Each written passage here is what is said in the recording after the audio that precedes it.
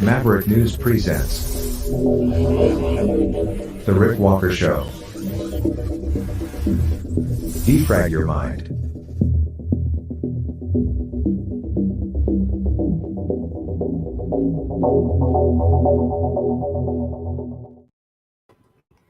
Well, hello everybody. Welcome back to the Maverick News channel. I'm Rick Walker. Great to have everyone here. I have no idea where tonight's program will take us. Well, I sort of do. I know that it will take us to the end.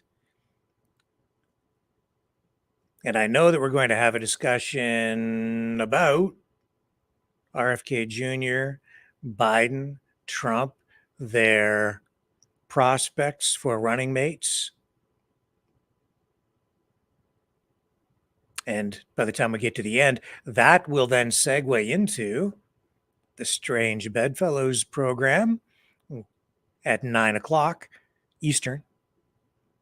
That's where I will join my co-host on that show, Lori Spencer, and we will talk about the RFK VP pick in more detail, because he seems to have some sort of surprise for us.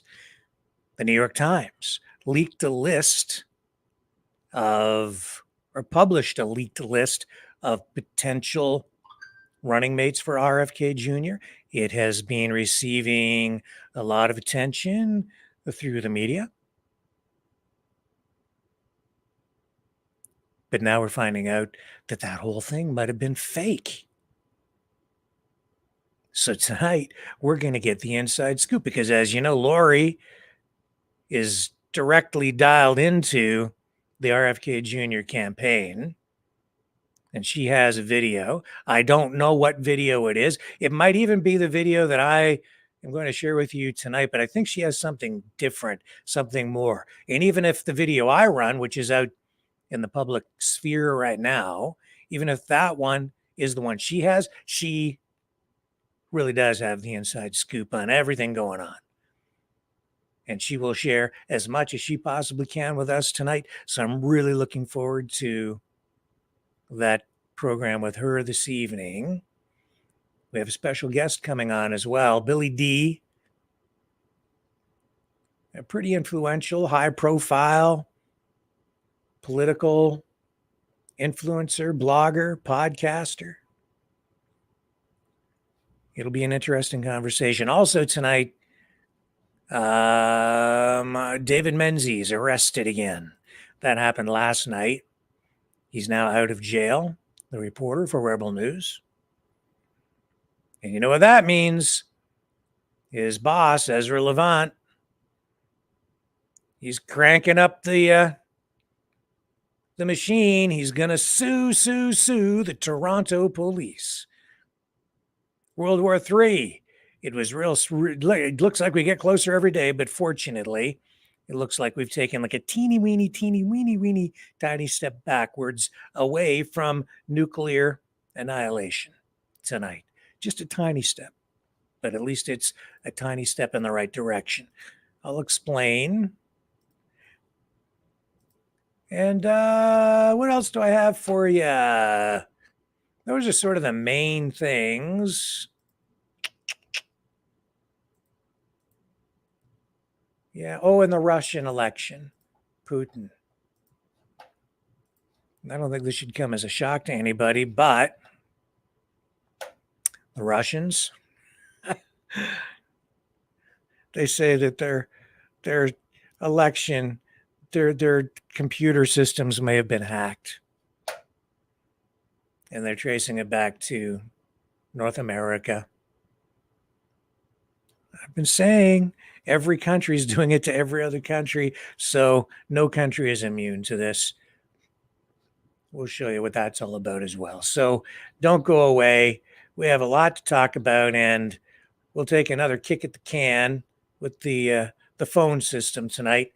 Hopefully, we can get that up and running and get some people to call in. So be prepared for that as well. A new number, a new temporary number to call in on, plus the other new number that was the new number replacing the old number from before, which was a new number. So we have another new number, two new numbers, really. So get a pen ready so you can jot that new number or the two new numbers down.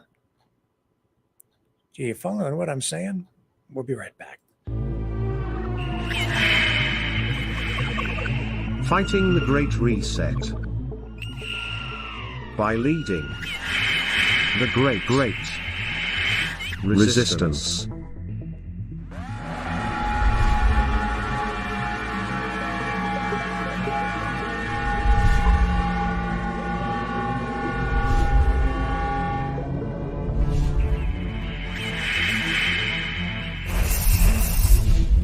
Maverick News. The antivirus programs for your mind.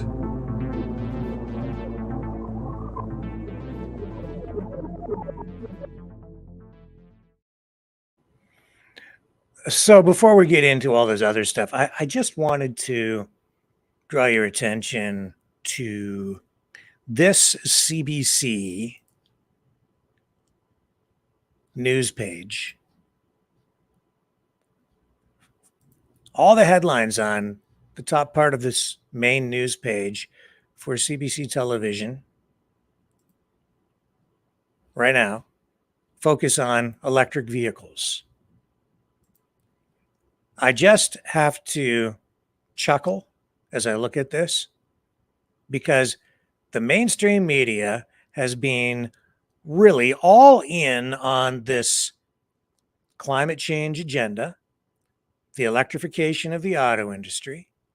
It has been something of a sacred cow for the MSM for a long time. Really, the MSM, mainstream media, has been, in my view, acting like a mouthpiece for government and political activists and environmental activists who have been pushing to electrify the auto industry. But now it seems like we're getting some pushback, and with that, a reality check. The pushback coming because of this massive reality check. As these EVs are coming online, more are rolling out into the actual real world and being used in real world ways. People are figuring out what the shortcomings are. All you need to do tonight is look at the CBC, Canadian Broadcasting Corporation, main news page and look at the headlines. What's cheaper, EV or gas? This scholar crunched the numbers. And just look at the headlines. I don't even need to read these stories. I can tell you what they say. I've read a lot of this stuff already. I've been following it so closely that you already know what these are about. And the headlines really tell much of the story anyway. Not that I'm trying to judge a book by its cover, but just look at these headlines. Where you live, how much you drive daily among key factors. People have been sold this idea that an electric vehicle would end up being less expensive than a gasoline-powered vehicle. And that can be true if you're in an area where the government is giving away free electricity, which they have been doing here for some time. In some locations, you can charge your car for free in many areas, but that is coming to an end. Now this guy here has done a bit of his own study and is finding that it depends on a lot of factors whether your electric vehicle is actually less expensive to operate or not. Then keep reading the headlines, and you're seeing that these concerns about EVs are really coming to the surface. EVs becoming easier to find in Canada, but not easier to afford. So right there, the second story shows that they are expensive. Alberta's $200 electric vehicle registration tax is sparking debate among owners. Yeah, no kidding. Rebates, subsidies, all the way down the line. That is what has been making electric vehicles a viable alternative to gasoline. And now already we're just getting started with this, and you're seeing the governments shifting their policies to now start to even, in some cases, apply taxes to electric vehicles instead of rebates. And that's already making them less attractive and maybe even not a viable alternative financially for people.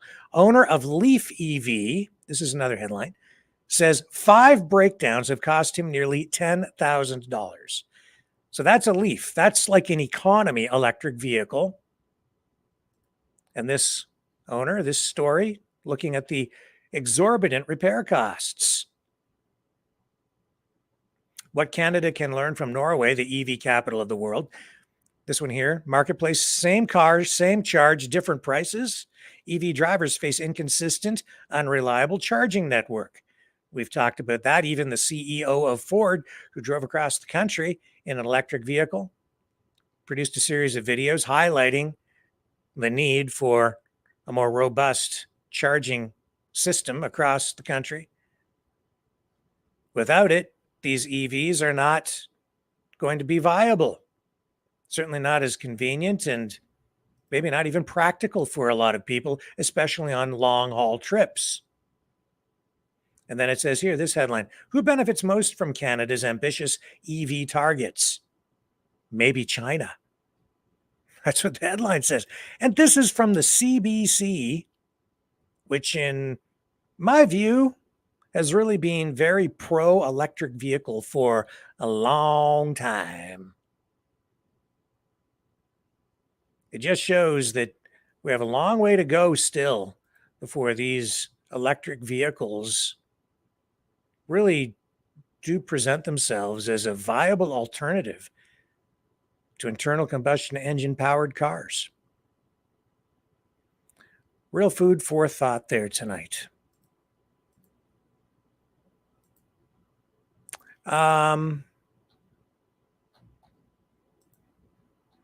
Also, I'll just bring up this headline. Another Boeing aircraft. I was aware of this last night, and it's getting after I got off the air. So here's this headline. United Airlines crew finds panel missing on Boeing 737 plane after landing. So this plane was able to land safely. I don't think they were even aware that this panel had flown off the aircraft mid-flight. A Boeing 737 aircraft operated by United Airlines flew Friday with a large part of its exterior missing, it says in this report. This is on Global News, but it's really a wire service story that they are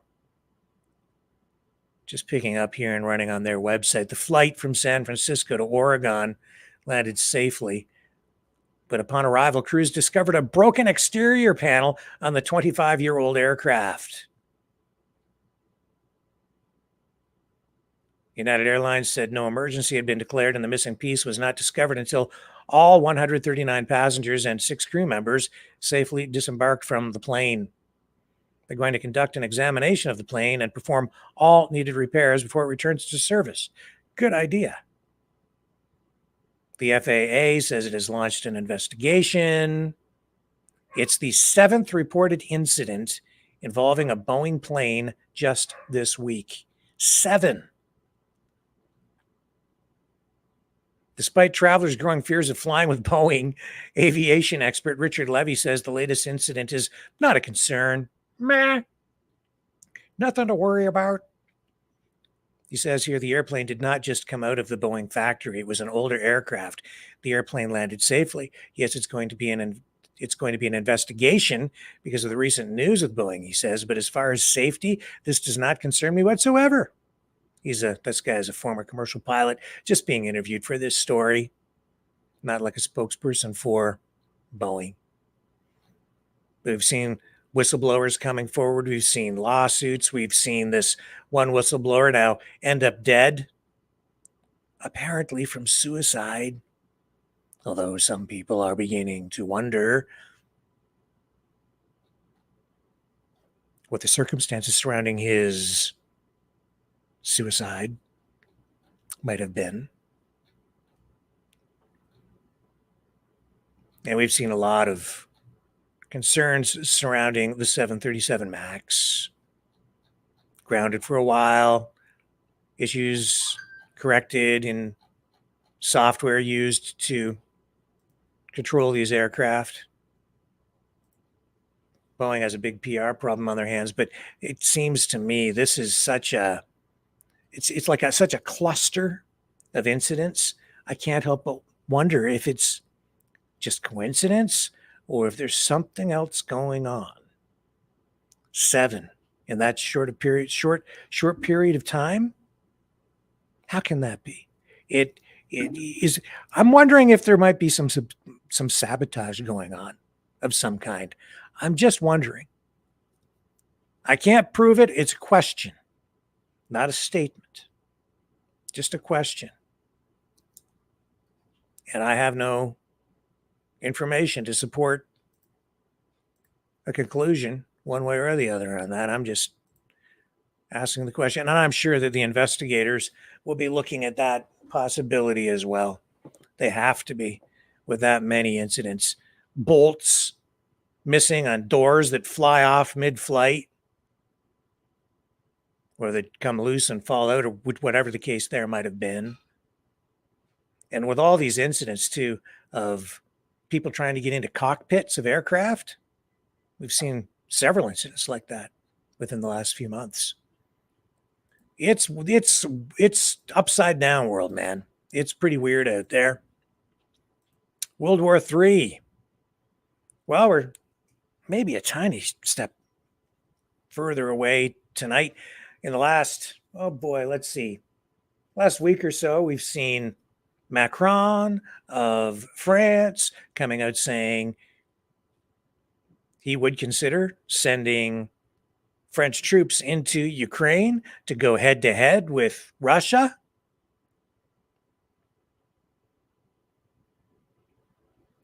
But saying that France won't actually take the lead on that.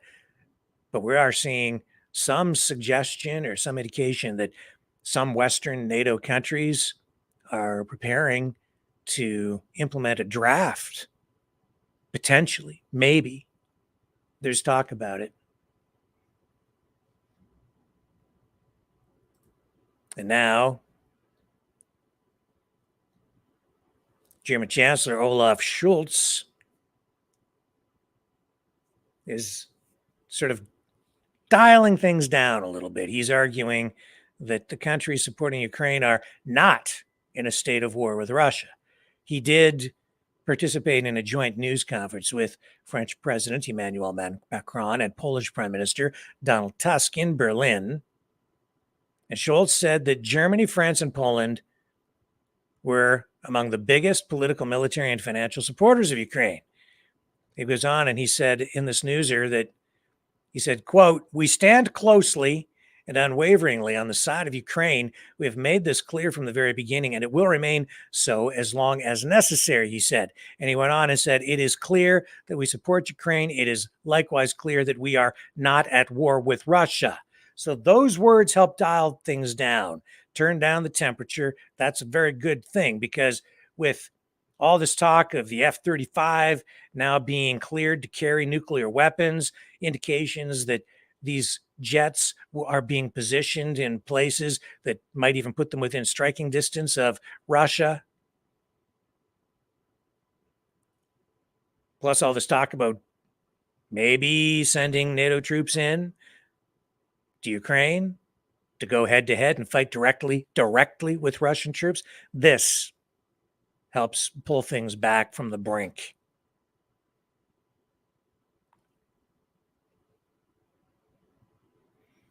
So Scholz went on and said, "Germany, France, and Poland are committed to this together with many allies and partners in Europe. And on the other side of the Atlantic, we will not back down from our commitments," Scholz emphasized. He added, also that the Weimar Triangle, France, Germany, Poland, was very important to the unity of NATO.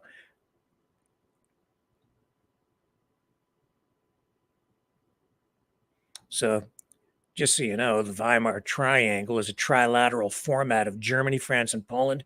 It was put together back in 1991.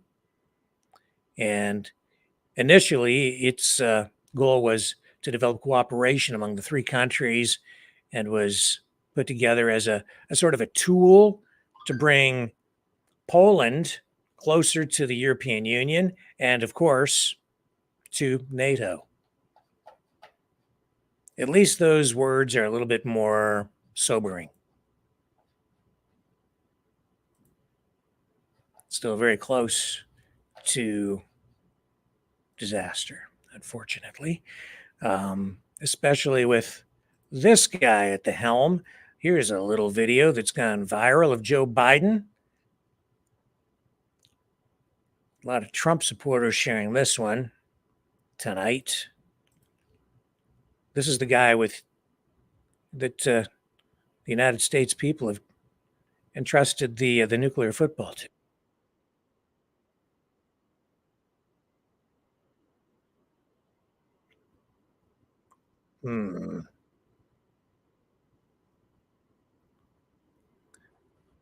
Look again. Look at this. This way, Mr. President. Let me help you. Come this way. Do you know what your name is? What day of the week is it? Are you sure you're okay? Would you like an ice cream cone? I don't mean to make light of it, but the guy can't find his way to the door on his own. And he has his finger on the button.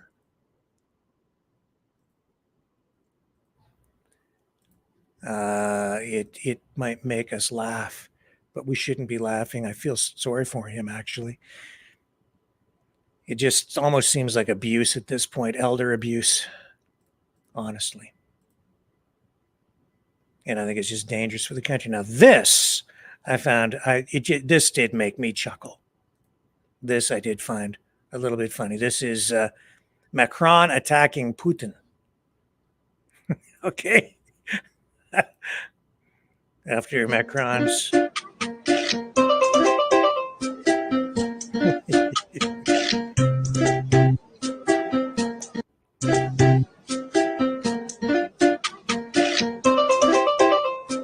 gonna get you. I'm gonna get you. I'm gonna get you. Ah!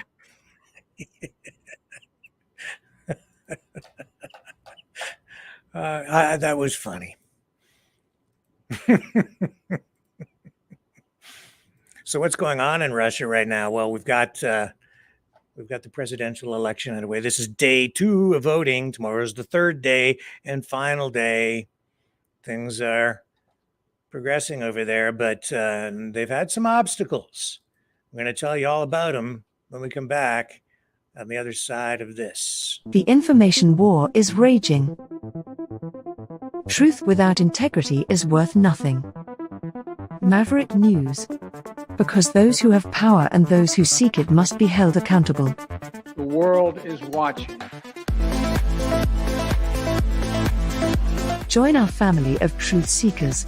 Donate today and add your voice to the chorus of Maverick Knights. Donate at maverickdonations.com. Truth. Integrity. It's the Maverick way.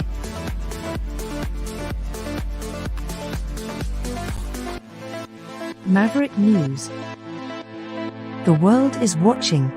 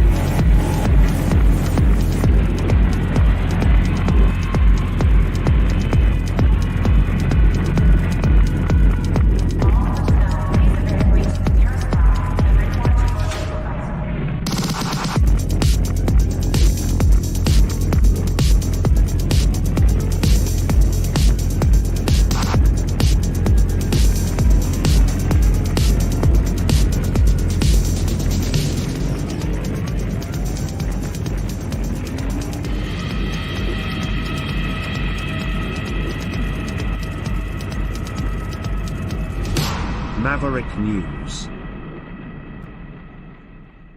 The world is watching. And so are we. And we're watching what's going on over in Russia, where the presidential election continues, day 2. They've already had very high voter turnout during the first 2 days of voting. Here's a story, though, that should really come as no surprise, I don't think, to anybody. And these are media reports based on information coming out of Russia saying that Russia is claiming the U.S. and Western countries are trying to hack its presidential election. These reports have been coming out now, well, since before the voting began, and we're getting more reports tonight of additional cyber attacks over in Russia. It says here, Russian President Vladimir Putin is running against 3 officially permitted opponents, as it says here, in the election scheduled to take place from the 15th to the 17th. Goes on here talking about cyber attacks, and I've seen reports tonight that as many as 90,000 attempts have been made now to hack into the online digital voting system that is being used over there in Russia. I'm not getting any indication that anything has been compromised, only that, at this point anyway, only that they're aware of it and they are trying to counteract it or mitigate the issue. But it just shows you that over on the Russian side, they're not immune to these kinds of issues. Every country, it seems, is vulnerable to cyber attacks, hacking specifically, to misinformation, disinformation, propaganda, information warfare, artificial intelligence, and its use in ways that could manipulate elections, maybe even sway elections or determine elections by convincing people of things that are simply not true. All the things that are a problem over here are also a problem over there. Although from what I'm seeing, some things are less of a problem on the Russian side from what I'm seeing, and other things are maybe more of a problem. Things that are more of a problem appear to be terrorist style, guerrilla warfare style attacks, like we mentioned last night in that interview with Kevin Michalitsy from Crimea. We've seen at least one incident where someone threw a Molotov cocktail into a polling station. We have also seen video that we shared with you last night, stills from that video, of someone dumping green dye into ballot boxes. And in both of those cases, it appears the people responsible may have been pro-Ukraine, anti-war activists. So they're having issues with those sorts of things. And then, of course, you have the ongoing constant information war on both sides, with the West saying that Russia's elections are not legitimate, that they're all basically rigged, dismissing it all, while over here or over there, they're saying, no, it is legitimate. It's just that Putin is incredibly popular. So he's expected, according to all the polls and projections, to win this election handily with about 80% of the vote. And that will give him another 6 years as president, 6-year terms. And in many ways, I think that the 6-year term can actually be better for a country because that can provide a little bit more stability. The 4-year cycle in the United States, it just seems very short. And if a president doesn't get the second term, it seems like they just sort of get started with things, and then the next guy comes in and undoes what the guy before does, and then starts off with something else. We've seen that with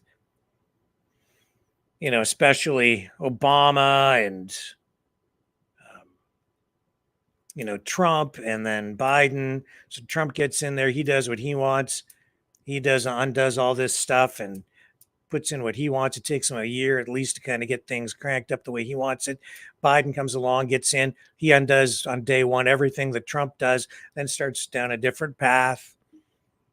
It's like they're so busy undoing what the other person did before and then doing their own thing, especially with these executive orders. It seems very counterproductive and inefficient, but that's the price that we pay for democracy, I guess. And as much as I dislike the disruption and see that it is inefficient, I have to also applaud it and embrace it, because people say the system is corrupt and it's a two-party dictatorship, and I hear all these kinds of things, but at the end of the day, it really is the system itself that limits the power of these politicians and bureaucrats. And in many respects, I still argue that that is honestly the only thing that has been saving us. Can you imagine if someone like Justin Trudeau came into power and the system didn't limit his ability to affect change, or maybe even permanent change? Could you imagine if you had a president who came in and could just affect a change that would be everlasting, change the system even? That's what the system prevents these politicians from doing. It prevents them from becoming true authoritarian dictators that never leave office. They have to call an election after so many years, even in Canada. There is a deadline. So by 2025, Justin Trudeau has to go to the polls, has to give the people an opportunity to vote. He can go earlier, but he has to go next year. I can't remember the exact date, but it's early in 2025. So that's his deadline. That's what he's up against. And, he can't just change the Constitution willy-nilly. There's a lengthy process to do that. It could be done, has been done, but it's a long process, and it should be, because it's that Constitution that limits the powers of the government. Even these executive orders with U.S. presidents. They get into power, and on day one, they start signing up a storm, signing, executive orders, and they'll be criticized for it, because by signing executive orders, people say that's, them doing an end run around the democratic process, just making declarations and saying this shall be the way it is. But those executive orders can be undone by the next person coming into power. So they are not always. Well, it just shows that even a president has limited amounts of power, and even those executive orders have to be constitutional. These things can be undone. And the powers of these prime ministers and presidents, they're limited, because they have a limited amount of time in which they can do things, a limited amount of time before their pet projects are reviewed, their taxes, their carbon taxes. They get a carbon tax approved, implemented, in place. The next government can come along and undo that. Just saying, that's the beauty of the system. It is designed to eventually self-correct in a wide range of ways. And it's because it's also based on a legal system, the rule of law, and there are measures in place through the Constitution to some degree level the playing field from the government to the ordinary person, the citizen, because you do have some of these things in place. It just gives us a level of protection in the long run. It can sometimes take a long time, and then you end up with this ongoing, constant lawfare that is used to settle a lot of this stuff. But that's where it has to go, and that's where we're seeing a lot of it go since the pandemic now too, right? We're seeing lawfare used. We saw the government use lawfare against the people that were not supportive of government policies during the pandemic, lockdowns, mandates, et cetera, et cetera, et cetera.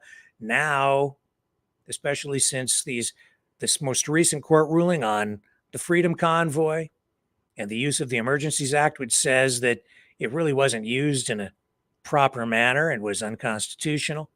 Now we're seeing lawsuits thrown back at the federal government, and some of them in a very, very big way. So that, I think, is also positive, but it shows that over time, the system can be used by the people too. It isn't just on the government side. You just have to know how to use it and use it properly and use it effectively. And that is where we're going. And that's okay. Those are the tools that are at our disposal. It's those tools as well that mean we don't have to go to war. We don't have to have a civil war. Those are the things that save us from those kinds of conflicts, that kind of violence. Again, that's all based on what the system is, though. So be careful when listening to people who say they want to burn it all down, because when they burn it down, it means that we're descending into chaos, anarchy, and quite possibly violence. And that ain't cool. We got to avoid that. So stay with me. More ahead.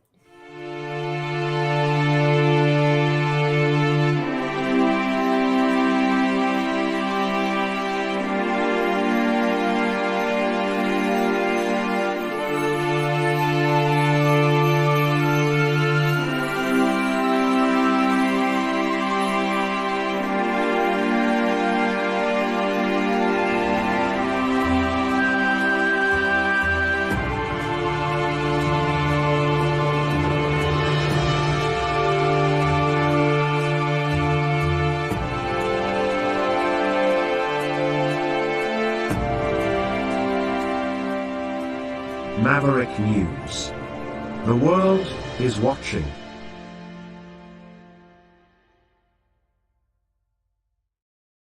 Okay.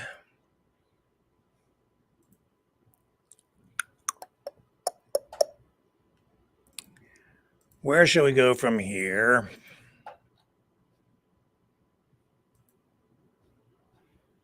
Well, how about this, since we're still on this topic of election integrity?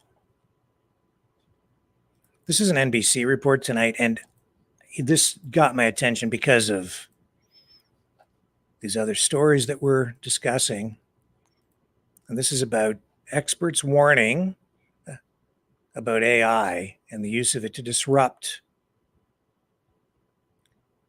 possibly the 2024 presidential election in the United States. Experts wargamed what might happen if deepfakes disrupt the 2024 election. Things went sideways fast. Subheading: it was jarring for folks in the room to see how quickly just a handful of these types of threats could spiral out of control and really dominate the election cycle, said one of the organizers. This is also something I've been talking about a lot in the past year. So this story, it's like they had a mock election, wargamed this whole thing out, I guess.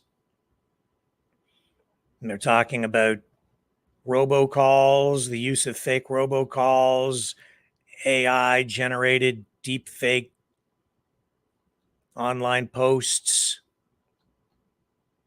The Department of Homeland Security involved in this exercise as well. Police agencies, they're talking about cybersecurity here. It says here, unlike a natural disaster in which government agencies work through a central command, America's decentralized electoral system is entering uncharted territory without a clear sense of who's in charge.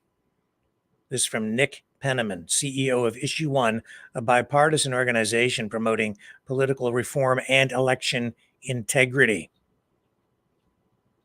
In here it says, in a mock White House Situation Room around a long table, participants played assigned roles, including as directors of the FBI, CIA, and the Department of Homeland Security, and sifted through the alarming reports from Arizona and Florida and numerous other unconfirmed threats, including a break-in at a postal processing center for mail-in ballots.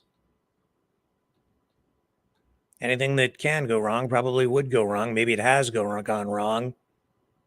It goes on, it says, conferring with the tech companies, players who are government officials, in quotation marks, playing government officials, struggled to determine the facts, who is spreading deepfakes, and how government agencies should respond. This news anchor, Alex Witt from MSNBC, also took part in the exercise. He played the role of the president of the National Association of Broadcasters.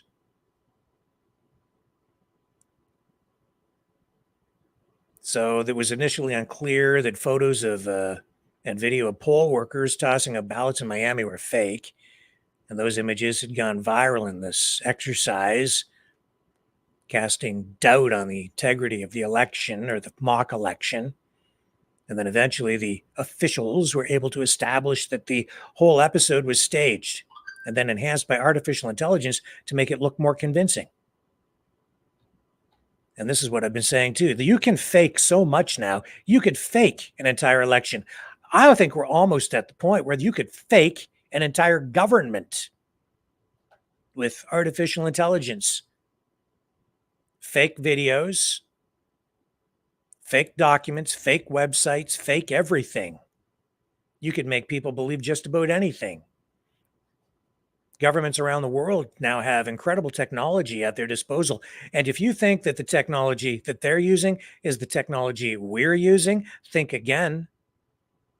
I think these governments, these intelligence agencies from all different countries have the ability to tap into incredible power,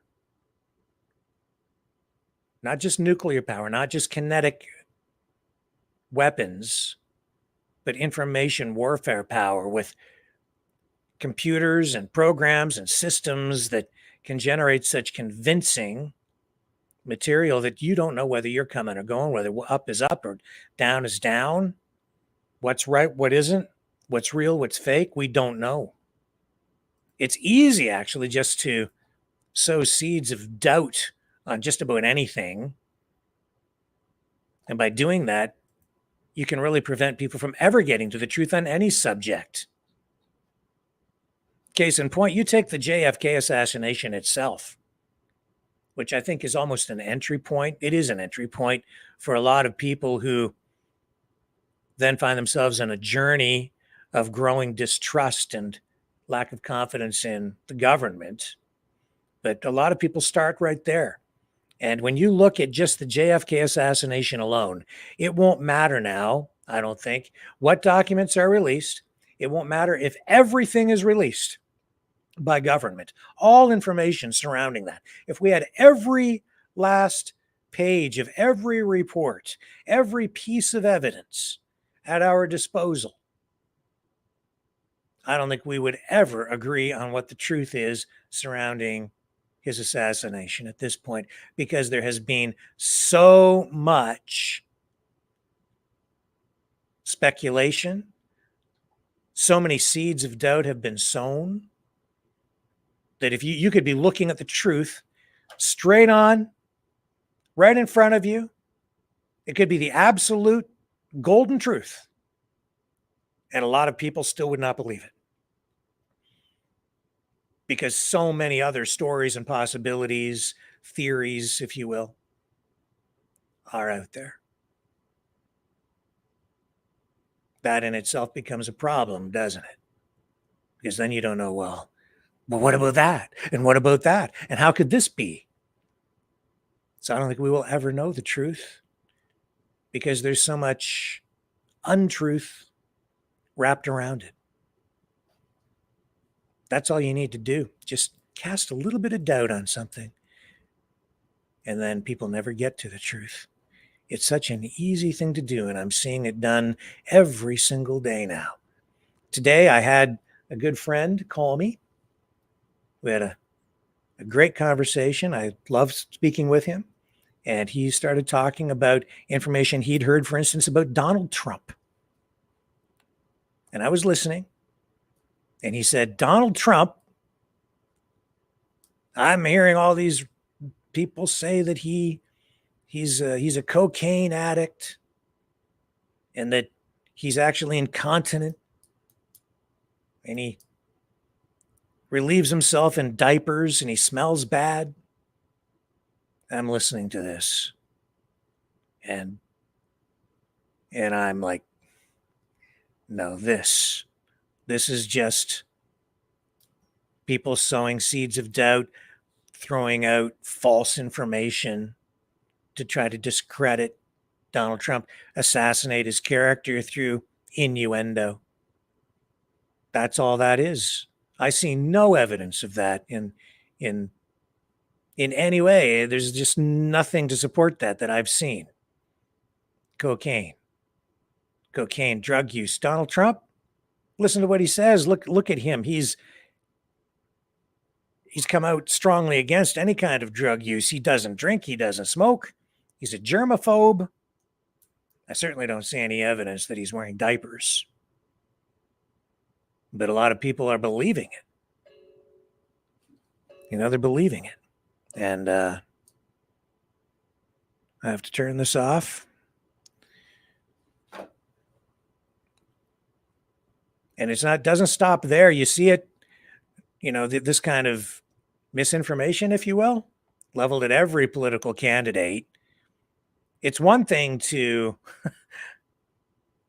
use research, and dig into somebody's past and have a political machine engaging in that to try and get in there, find out get some of the dirt on a political opponent, get some of those skeletons out of their closet. I get that. But also what goes on a lot these days is just outright lying.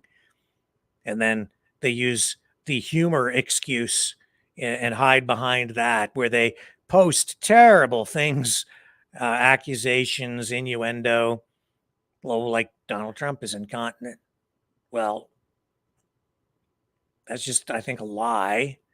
But people would say, well, we were just joking, to protect themselves from some sort of a libel, slander, defamation suit. It goes on all the time. That's part of the game now. And you're seeing it with these wars, as they're trying to sell us these wars and try to get your support on one side or the other. I'm seeing tonight as well The Intercept, right? It's like this independent, pro-Palestinian, generally pretty right-wing news outlet.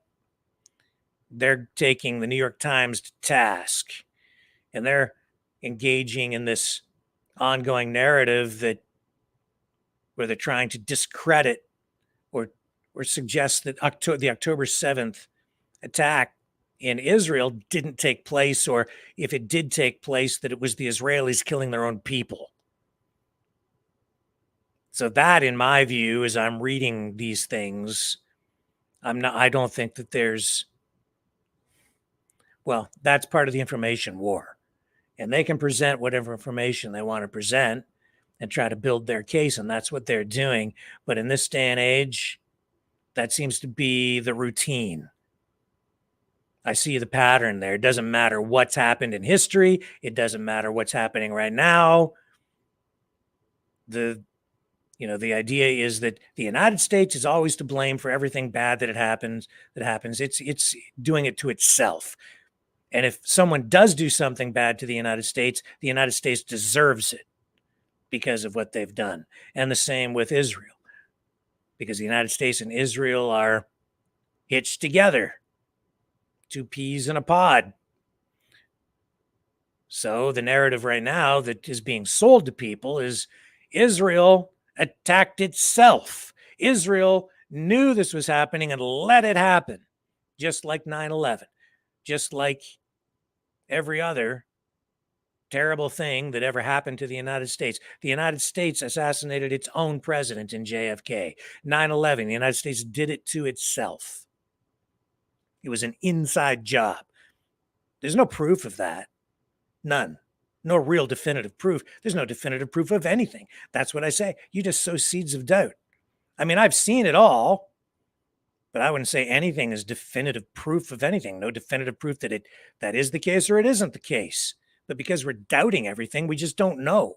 And that's enough for any political opponent. That's all you need to do, is just get people to a place where they just don't know. And by not knowing, they lose trust in their institutions, in their government, in their country. It's a dangerous place to be in. It's not happening just here. It happens all over the place. Now, in Russia, for instance, I think their system is insulated against it more because the government has a lot more control over media, the flow of information. And I think they're able to exert a little bit more, provide a little more stability, it seems. And that's just based on what I'm being told.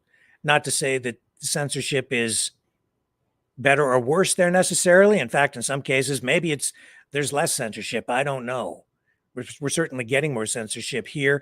We're seeing it now with these new bills being introduced by the Trudeau government, the Online Harms Act being the newest one, which it seems is really just Justin Trudeau's latest effort to exert more control over the internet and weaponize legislation in a domestic information war to use that as a tool to control political opponents, because it's focused on hate speech, and any kind of legislation that focuses on things like hate speech generally has at its very core an objective of controlling someone for political purposes. Again, very dangerous. Now, did you see overnight the arrest of David Menzies again? This is the second time he was arrested. He was at this huge pro-Palestinian protest in Toronto where Justin Trudeau was about to show up for a big fundraiser. Of course, a lot of people knew this was going to happen, so a lot of protesters showed up, and I've got the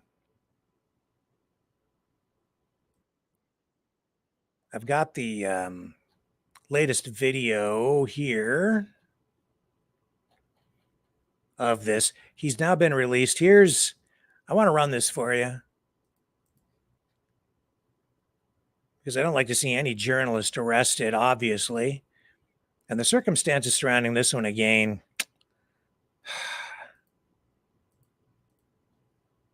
it just seems like David Menzies is on the Toronto police hit list. Here's Ezra Levant. Check this out.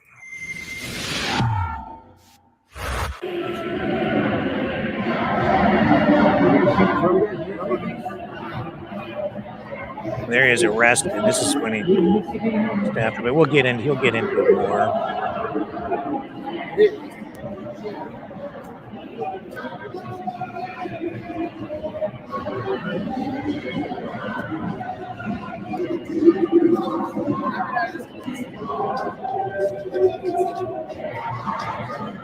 He was in jail for much of the night.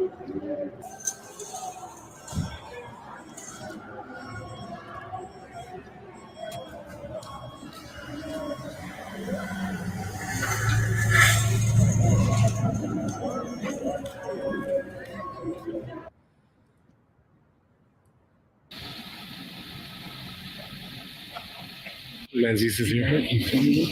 So this is him getting out. This is the most recent video. I promise you on behalf of our viewers that we will not only defend you against their bullshit charges, but we will take the fight to them and sue them for not only the torts they committed against you, but also the charter violations. I'm so sorry you went through this, and I thank you on behalf of our company and our viewers. Ezra, it was a surreal experience. I'm so sorry you and Efren have wasted hours of your night here, and it was the least thing I expected. It was very funny. The pro-Hamas people, they can be violent. And we were talking in the morning meeting. We're not sure we have enough time to get security. And I said, oh, well, the Prime Minister there. there'll be security galore. There'll be RCMP. There'll be police. We don't need security. And I was thinking in terms of being protected from Hamas. I didn't think the police would do a stitch-up job. Again, it's deja vu from January. Well, we got it on tape. Efron was there, and we have it on tape where the police grabbed you and pulled you out.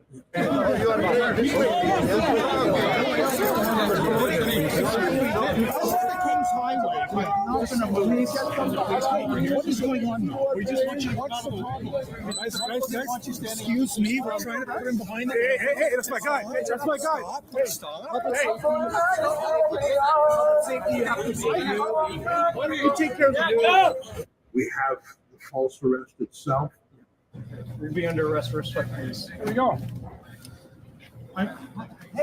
Hey, stop. That's my wallet. You're under arrest for obstructing police. There we go. What is this? I've asked you for identification numerous times. You failed to identify yourself. That's obstructing police. Efren, can you grab my stuff? We'll get it, sir. Don't worry. Nobody will touch it. We'll get your identification for you.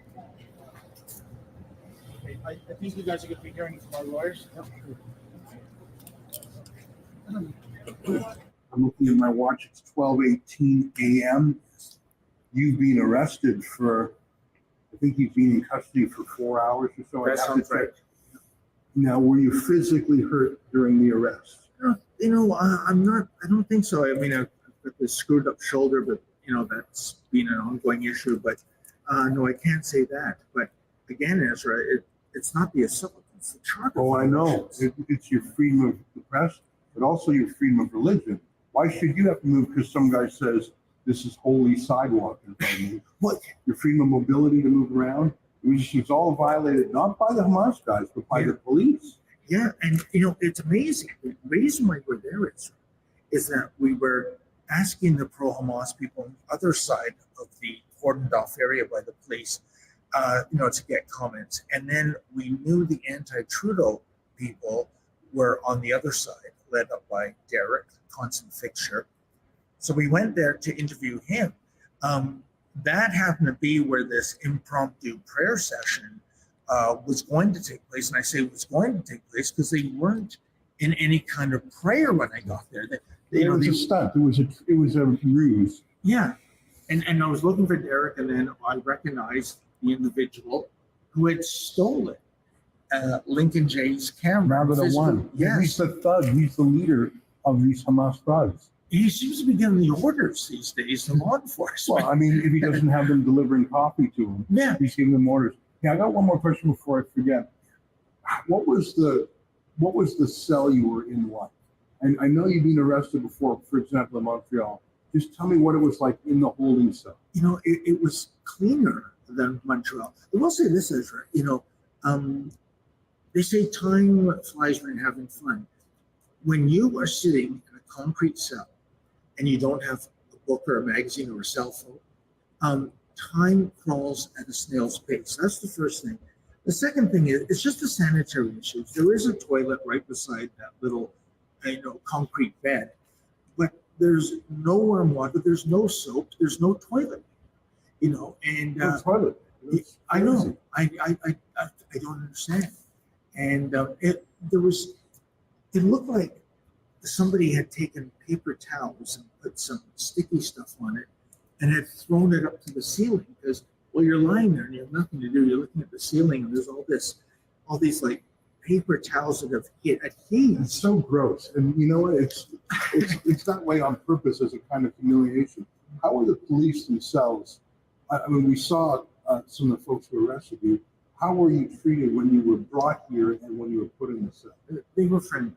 I will say that. They were doing their job. And you got a phone call from the lawyer, Leora Shemesh? I did indeed. Okay. And did she, how long did you speak with her for? Probably a good 5 or 6 minutes. Okay. And she basically said she'll be representing me and, take the paperwork, which I have, and she'll go to the court. So we crowdfunded Leora Shemesh. We did a quick video of your arrest. Okay. And I want to say thanks to viewers who have chipped in at standwithdavid.com. We're not just going to play defense on this. I'm sick of this. Yeah. And I can only imagine you're sick of it. We're going to sue the Toronto police because they have become politicized. and biased. There's two-tier policing. They are violating the charter rights of journalists. And no one has said no to them yet. Not the mayor, not the police chief, not the Toronto Star. So we're going to say no to them. We're going to ask a judge to say no to them. And we've done this before for other journalists. Our friend Avi Amini in Australia, he was falsely arrested again and again and again until we sued the police. And they actually wrote him a lengthy apology. We're suing the RCMP. We're going to sue the Toronto police. And we will not abide the abuse from the Hamas thugs, nor will we abide it from the Toronto police. And I want to tell you that. I don't want to keep you longer. Have you had a chance to call your wife since you got out? No, I haven't. You know, I'm sure she wants to get a call from you. We'll let you go because it's really late. Yeah. I would just say to our viewers at home and around the world, 200,000 people have watched the video of your arrest in the last hour. So people are outraged, as they should be. On behalf of Rebel News and myself, I want to thank people for standing with David. And I pledge to you that we will not stop simply with his acquittal. We will continue thereafter to go after the police until a judge puts them in the right place. Last question. What were you charged with? It was, you know what? I think it was causing a disturbance. And You had a Hamas intifada near riot, and they charged you with causing a disturbance. yeah, and let's see. This is the detective that we have to deal with, Ezra. And also the second charge was violating my peace bond based on the fake arrest of the LCBO manager, Ashley Metella, who falsely accused me of assault. So I had to sign a peace bond, which Struck peace officer, breach of peace bond. yeah. Absolutely outrageous, and we're not going to let this stand. We're not going to let Toronto turn into Gaza. David, let's get you calling your wife, and we'll say goodnight and thanks to our viewers. Cheers. Thank you, Efren. Thank you, everybody.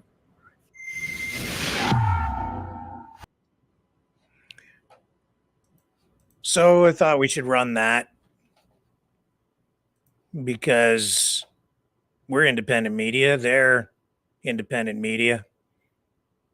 And that makes, when you're independent, it makes you an easy target these days for government and police who are sometimes maybe influenced, shall we say, by government. I'll be right back. Do not go away.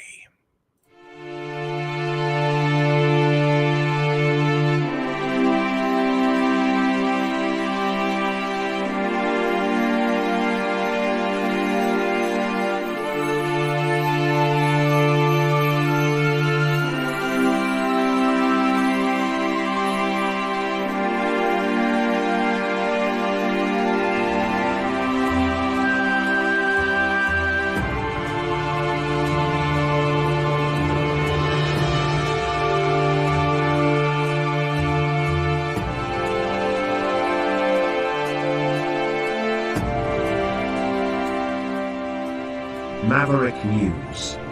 The world is watching.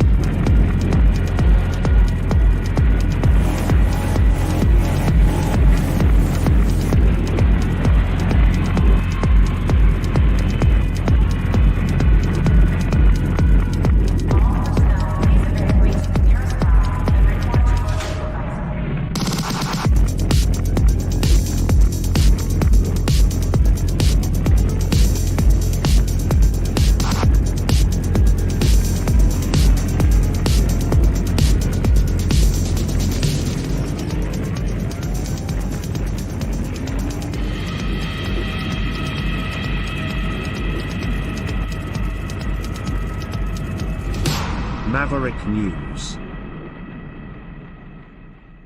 The world is watching. And so just back to my reference to the Intercept news outlet and their little feud going on with the New York Times, the Intercept calling out the New York Times, saying that their reporting on the October 7th attack on Israel has been inaccurate. They're saying these reports of sexual assaults, which were reported as part of the killings in Israel, they're saying they didn't happen, trying to cast doubt on that. I'm seeing other online influencers like, what's his name, Lee Camp. He's been very active in the last day or so with videos trying to discredit the reports from Israel. So there's an online focused campaign aimed at sowing seeds of doubt, I would say, on everything that happened on the Israeli side to bolster the Palestinian position. But you can see the bias, I would say, on both sides when it comes to reporting on this war. You can clearly see that in many cases the slant on this side or that side. It makes it difficult to know what the truth is because the propaganda is mixed in with the truth.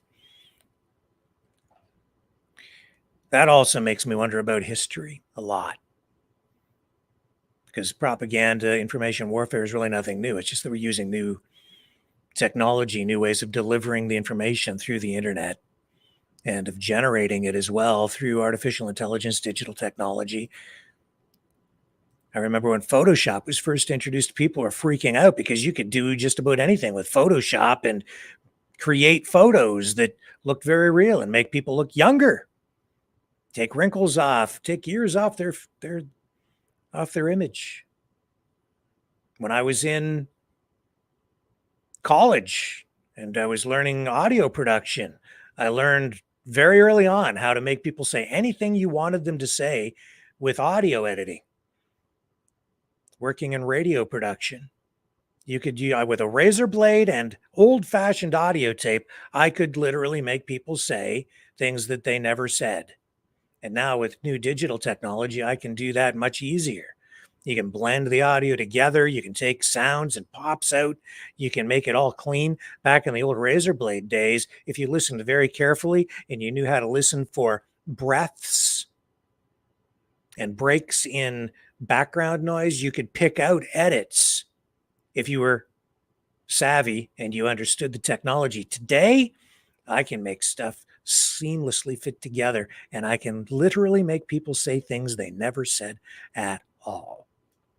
You just take a whole block of audio, a whole bunch of things that they've said, and you blend it together. You can take words out, put words here, piece things together. And I'm seeing it done, not just with audio, but with video all the time online, and people are not even aware. I ran a clip a couple of weeks ago right here on the show, and I showed everybody here the edited clip where the person in it was saying something that was obviously going to trigger a lot of negative emotions with people in our audience. But then I ran the full unedited clip where the actual meaning was completely the opposite. And most people were not even understanding what I was showing them. They were still thinking that the edited clip was the truth, and the longer unedited version, they didn't even understand the difference. But the shorter clip was easier to digest in people's minds. Anyway, it just shows how dangerous all this stuff. It goes back to that story that we were just talking about with information warfare and deep fakes and the way that they could be used in the upcoming presidential election and in the election here in Canada, and any election that could be used over in Russia right now. Maybe you could unseat Vladimir Putin in spite of all the advantages that he seems to have and as popular as he has. Who knows? Maybe the CIA could execute some sort of a coup within Russia simply using digital information warfare, deep fakes, and artificial intelligence and AI generated memes and videos. Just saying. Don't discount the impact that that's having already, not just on our electoral process, but on our society, on you, on me, on everyone, on what we think, things we think are true that are simply not. Donald Trump wears diapers. I don't think it's true. Prove me wrong. Pierre Poilievre is a member of the WEF. Prove me wrong. Prove me right. What do you think? I don't think he is. I haven't seen the proof, but people keep sending me this thing. I've talked about it. This, what looks like he was on the WEF website. And I'm saying that's not actually from the WEF website. That's from a different site. And this is the stuff that's going on every day. But it goes way beyond that. People believe in some pretty crazy stuff out there because they're being fed the information that I think is often just not true. But at least with what we just saw there with Rebel News, they're fighting back. They're using lawfare. They're using the system to hold police to account and the government for what happened to David Menzies again. That's important. That's effective. That's where you need to go. Use the system. Use the system. That's what it's there for. You just need to know how to use the system. So we wish David Menzies well, and a tip of the hat to Rebel News. And as we dig into all of that stuff, that gets us into this whole question of who will be the VP picks for Donald Trump and Robert F. Kennedy Jr. We already know that Biden, who has now clinched enough delegates, enough support to be the nominee for the Democrats, it looks like he will run again. It's the same thing with Donald Trump. So he's going to be the guy. It looks like a rematch. But this time around, it'll be more of a three-way race because you have RFK Jr. in there, and he does have some popular support, more than probably any other candidate in recent memory who ran as a third-party candidate. But I've seen just in the last few days indications that the Democrats are really ramping up to come after third-party candidates. In fact, they have a whole organized arm of their political machine that will be dedicated this time around to attacking third-party candidates. I was just reading about it overnight again, and I think RFK Jr. is the reason for that. It's because they see him as a real threat. They're going to go after him or any other candidate that they see as a potential spoiler. I think they're maybe misreading the situation. I think Trump is misreading it. I think they're misreading it. I think a lot of people are misreading the impact that RFK Jr. is likely to have. A lot of people think he's going to pull from the Democrat side in terms of support. I don't think so. I think he's going to pull more from the Trump side. I think he appeals more to Trump voters. He's a populist candidate. He was with the wrong party from the very beginning. They didn't want him. He didn't really belong there. He didn't really fit in. He was like a misfit within his own party. Lifelong Democrat, lifelong supporter of the Democrats, said he was there because he had to fix the party. Good luck. No, couldn't happen, didn't happen, wouldn't happen, can't happen. Not him, not just him up against the machine. It needs to be a broader based effort within the Democrat Party. He can't do that alone. So they cast him out. They don't like him. They don't like his talk, his position on vaccines. They don't like his position on a lot of things that they consider to be conspiracy theories. And then we're seeing within the RFK Jr. camp all this talk about, well, who's going to be his running mate? Who's going to be his running mate? Within the last week, we saw this list released by the New York Times, which now overnight I'm hearing from Lori that that list might just be fake, might have been fake all along. Like maybe it's none of the above from the list. The two finalists that we saw in there, who was it? Aaron Rodgers, the football star, and Jesse Ventura, the wrestling star, former governor of Minnesota. Now we're hearing, no, probably not either one of those guys. We'll show you why. And Trump, what's going on with him? Who's his VP likely to be? Who's his running mate possibly going to be? Who, like Vivek Ramaswamy? I don't think so. Some people think maybe. Well, who else might it be?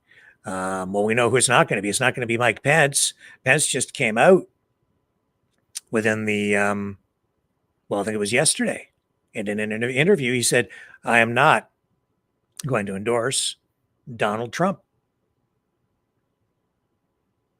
Pence dropped out fairly early in the race where he was challenging Trump for the leadership, for the nomination of the GOP. Ended his run for the White House that way, but now coming out again and making a public statement on that in an interview. Make no mistake, he did that on purpose. And other people wanted him to do that on purpose. For whatever reason, Mike Pence sees Donald Trump as some sort of threat to the country. That much I think is clear.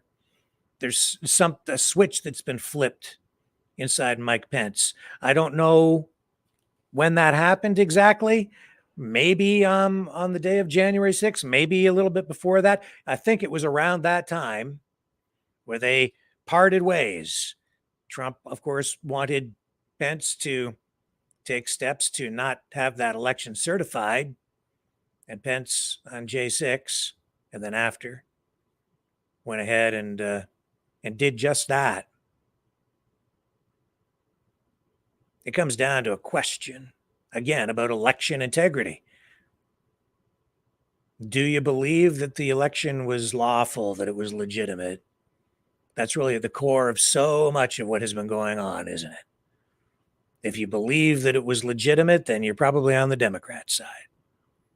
If you believe that it wasn't legitimate, then you're likely on the other side. You're going to be on the MAGA side. And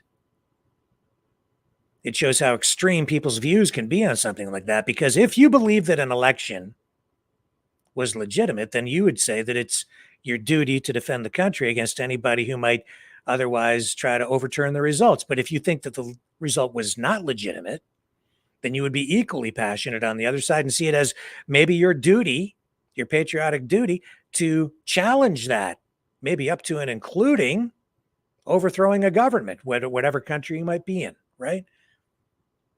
So you can see how people can be so deeply divided over such an issue and why election integrity is so important.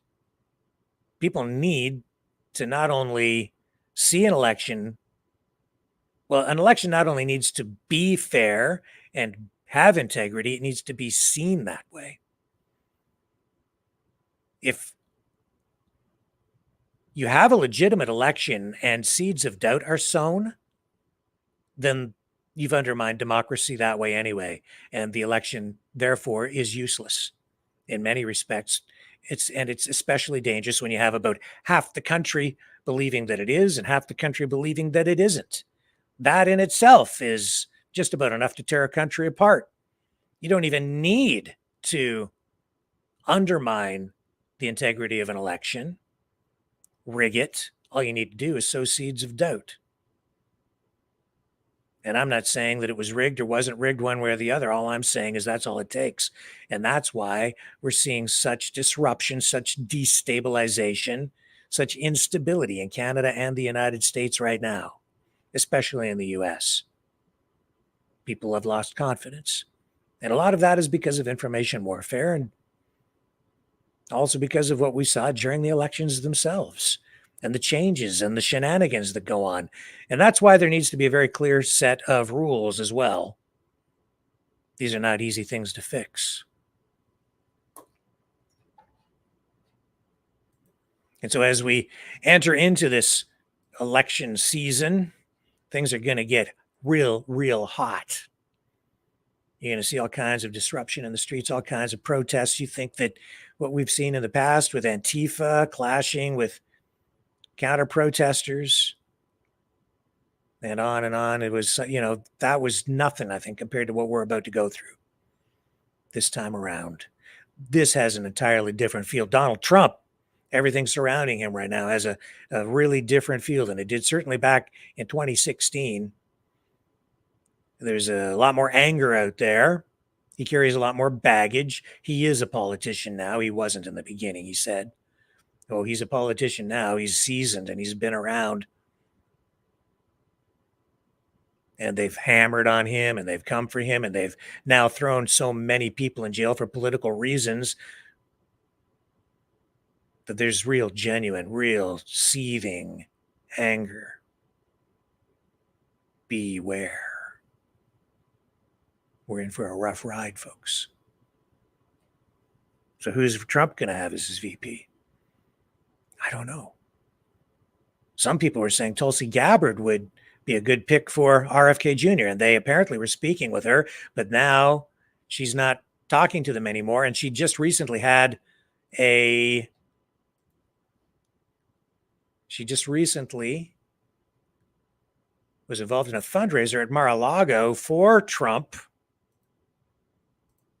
And here she is speaking about how she loves her country. And some people saying, hey, Tulsi, don't support Trump because, he's dangerous. Some people view him as being very unstable. Other people are saying, yeah, Tulsi, that would be a winning ticket. And I think she'd be a great choice for him.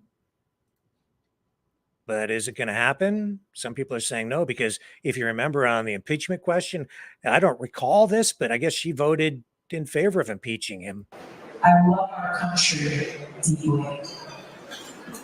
I don't hold office. I'm not here to campaign or ask for votes.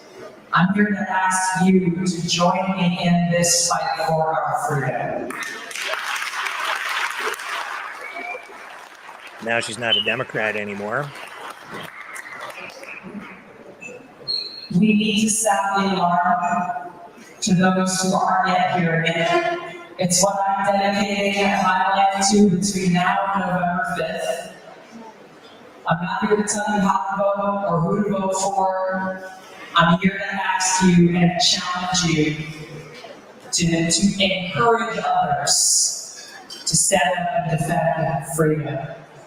To take some time, as we do during Ramadan, as we should do more often than once a year, is to study the Constitution. Look at the Federalist Papers. Understand how powerful that vision was our founders had for our country, and how critical it is for every one of us to continue that legacy as we strive to be that more perfect union together as Americans who love this country deeply. There may be some bruises that you'll get along the way, because as Jody has experienced, and many of you may have experienced, those who feel threatened will stop at nothing who stand for freedom. Put on that suit of armor and know that we stand on the right side.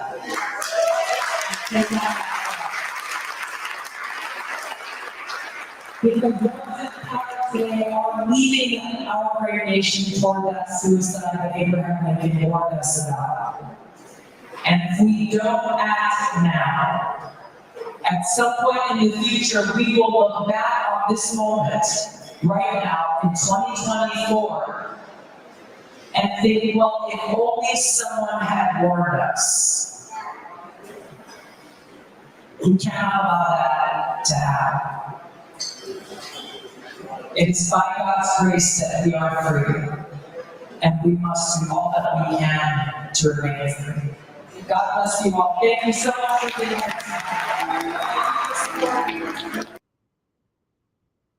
Tulsi Gabbard, I've always liked her, even when she was a Democrat and she was running for the nomination to run as a presidential candidate for the Democrats. I remember a good friend of mine, young lady, she messaged me and she said, I'm so confused. She speaks like a Republican. She sounds like a conservative. I was like, Yeah, she does. It is very confusing. And at the time, I said if she were to run against Trump, she'd give him a run for his money.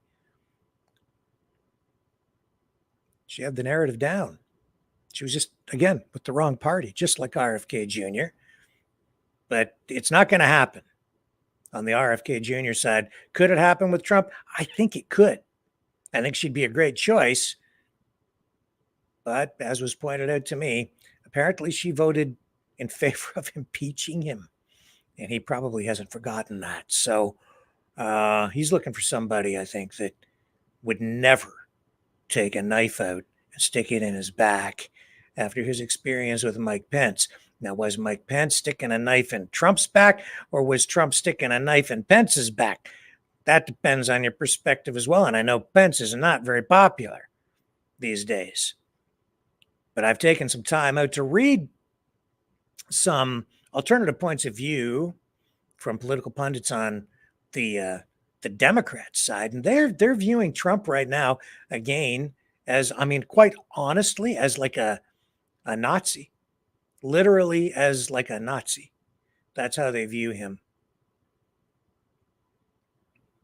I have to confess that this time around, there does seem to be more anger, more darkness surrounding the Trump campaign than there was before. I can't quite put my finger on exactly what's going on with it all, but it absolutely has a different kind of feel. Makes me a little leery. The RFK Jr. camp is embracing a little bit more positivity, maybe a lot more. But at the same time, I also see that it seems to be almost a campaign that keeps shooting itself in the foot. Controversies, problems with fundraising, people within the party attacking their own candidate over the Gaza issue, Israel, when every other candidate, all of them support Israel, and RFK Jr. does too. He's being the candidate that everyone attacks on that issue. He's like their punching bag, and he's their own guy. I don't get it, but there it is. Who's going to be his running mate? Well, the New York Times came out with his list. Who was on that list? Well, the short list, two guys, basically, Aaron Rodgers, the football star, Jesse Ventura, the former governor of Minnesota and wrestling star, movie star. Seems like RFK Jr., at least his campaign team anyway, and if there is any legitimacy at all to the list, they're focusing on celebrities, looking for some star power, I guess. Maybe. At least we've had some media attention focused on all that. So here's Aaron Rodgers with RFK Jr. right there. And there's Robert F. Kennedy. So Aaron Rodgers is reposting the RFK Jr. Twitter post saying, with Aaron Rodgers in Santa Monica, my dad said it best, moral courage is a rarer commodity. This is what RFK is saying. Moral courage is a rarer commodity than bravery in battle or great intelligence, yet it is the one essential vital quality for those who seek to change the world, which yields most painfully to change. And just as you scroll through and you look at the Aaron Rodgers X account, does this look like a guy who is ready or being courted for a possible running mate position with a presidential candidate? I don't know. Like, he's retweeting this stuff from Kennedy, but I don't know. I'm not seeing a lot of indications here that he's like positioning himself for it, or that, maybe it's just him playing it low key. He has come under fire because he was listed as one of the two main guys in mainstream media. So they came out and attacked him for his views on vaccines because he sort of was involved in a vaccine PR battle. He didn't get the thing in the arm. So back at that time, he was front and center in the media. And then, and he sort of misled people, led the media to believe that he had sort of been vaccinated when he wasn't. That was very controversial. Some people applauded him, though, when it finally was revealed that he was sort of using a play on words. He didn't really come out and lie. He just led people to believe something else. But then they hit him on this issue of the Sandy Hook shootings, saying that he'd indicated, like Alex Jones, that he didn't believe that it had really happened. So he is responding to the media attacks here, saying, as I'm on the record saying in the past, what happened in Sandy Hook was an absolute tragedy. I am not and have never been of the opinion, excuse me, that the events did not take place. Again, I hope that we learn from this and other tragedies to identify the signs that will allow us to, and it goes on, to prevent unnecessary loss of life. My thoughts and prayers continue to remain with the families affected, along with the entire Sandy Hook community. So that's Aaron Rodgers. And then he's also on here. He's supporting a charity here in his most recent X post. And what about Jesse Ventura? Well, we ran a clip of Jesse Ventura where he endorsed, at one point, RFK Jr.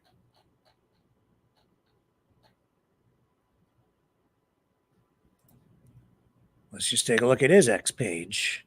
Is this a guy who's positioning himself tonight to be RFK Jr.'s running mate? Has anything been said to him? Because we're getting all kinds of indicators that RFK has already made up his mind. He just hasn't made the final announcement yet. Jesse Ventura, die first, then quit. on his homepage here on X. Says, I support all third-party and independent candidates running for U.S. president this year, from Cornel West to Dr. Jill Stein to Robert F. Kennedy Jr. and everyone else not running under the Democrat or Republican banner. We must end the duopoly of Republican and Democrat. So he's supporting all the third-party candidates. He's not just saying here that he supports RFK Jr. Well, that might be, in his mind, a proper strategy if he's in the on the short list for RFK. But if I were on a short list and I really wanted the job, I wouldn't be posting stuff like that. I wouldn't be saying it that way. That's me.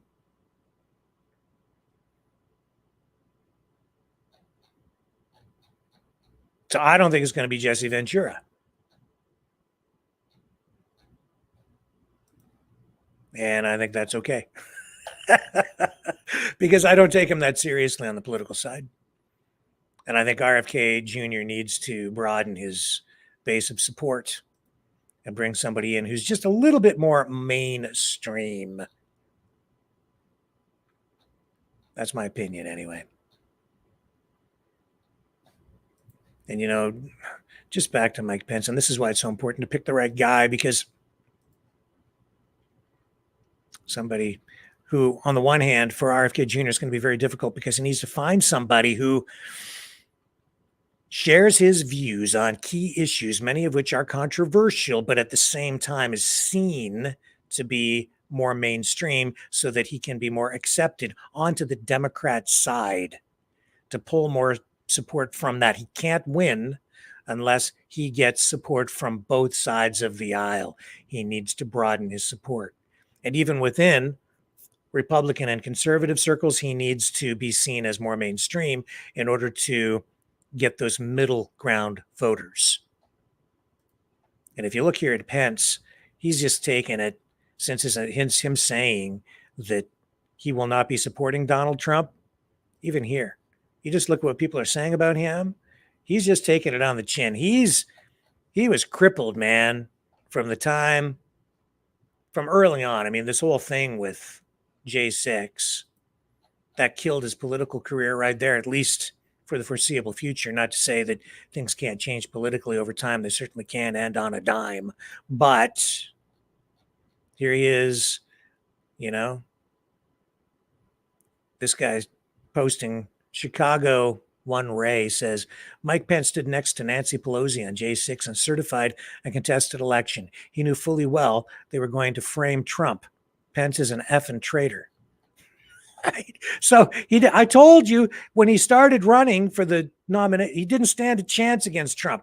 Now here he is coming out against Trump and still taking it on the chin.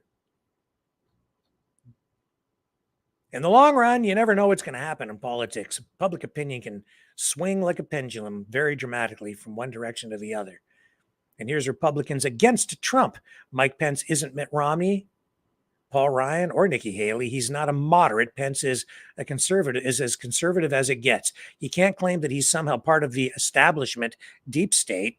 He served as Trump's VP for 4 years. He ran with him again in 2020. What else are they saying about him here? Real constitutional conservatives do not support Trump, especially after the January 6th insurrection.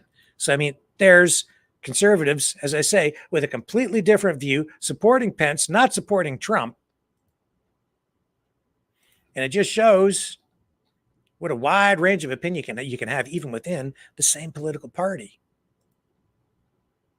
And here's Mel, probably a Democrat, maybe something even further left, who says, here's Mike Pence signing his name to a bomb that was later dropped on civilians. You can't take your loser's endorsement and good conscience platitudes and run off into the sun forever, Mike. No one's buying that BS, good Christian crap you're selling anyone.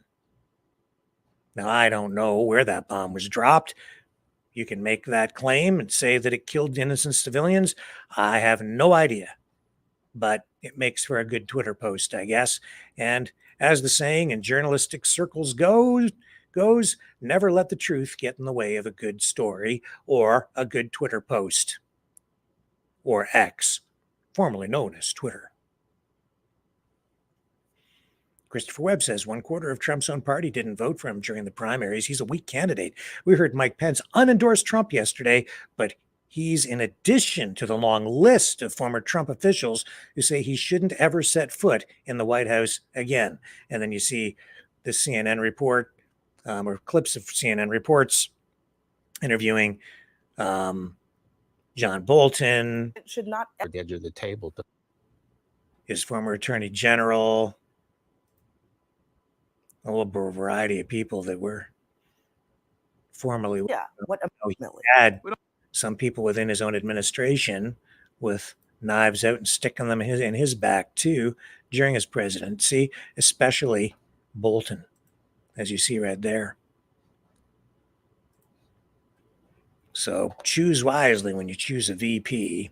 Things seem to be going pretty well in the early days of the whole Trump presidency. Then the pandemic hit and everything really changed. And it seemed like a lot of the time, I thought Pence was actually a good choice initially because he was so sort of deadpan, even keeled, steady as she goes. And every time Trump would rock the boat, he'd sort of like smooth the waves out, come in and kind of calm things down on the other side. He was pretty masterful with his words, minimizing the reverberations that would come from like a Trump verbal barrage against an opponent or some issue. And sometimes where he would put his mouth right in his own foot, Pence would come along from behind and rescue him sometimes with eloquence and political experience that at the time Trump certainly was lacking.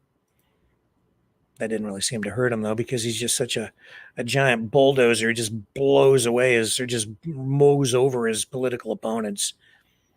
He just sort of sucks the oxygen out of a room as soon as he walks in, and his rallies just keep on growing and growing and growing.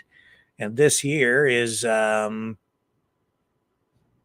is people waiting outside the rally in Ohio to get in to see Trump. Check it out. The lineups are still strong.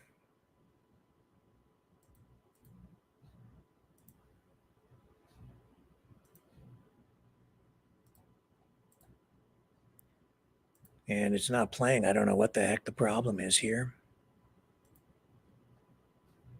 Let me just pull it down.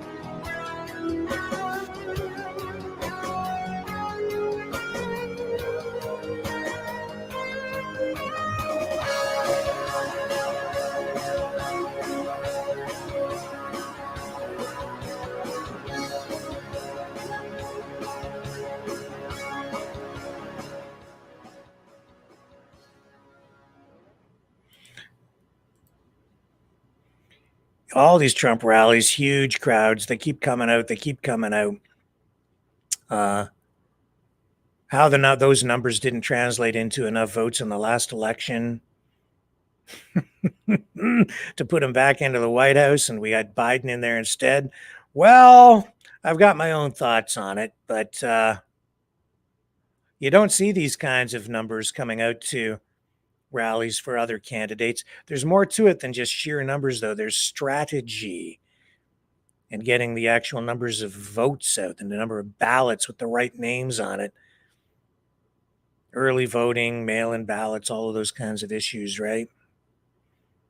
And, it's all about election integrity. So, as all that goes on, we're still left wondering what will happen with RFK's VP pick. Well, we know that on the Biden side, it's going to be Kamala. I mean, I think a lot of people would like to get rid of her, but I think that would be tough at this point. Not likely.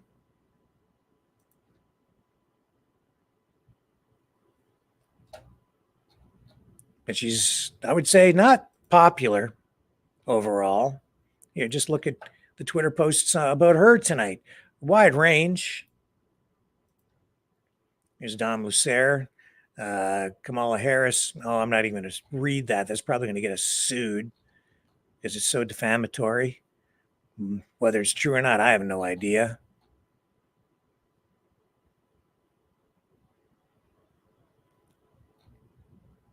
Jesus. Oh, my goodness. There's some sort of woman being beaten or something at some terrible thing in India, and they're trying to link Kamala Harris to that just by saying I'd say it's almost racist. It is probably a racist thing.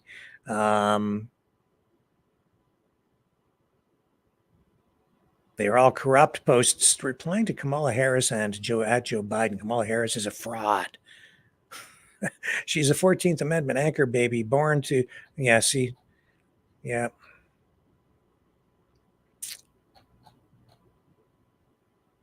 Foreign citizens. Terrible stuff on Twitter. Oh my goodness.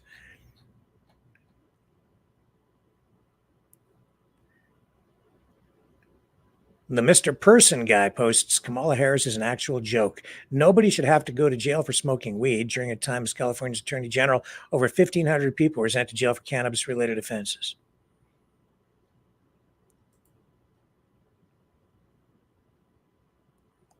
And as San Francisco's DA, she secured over 1,900 cannabis-related convictions.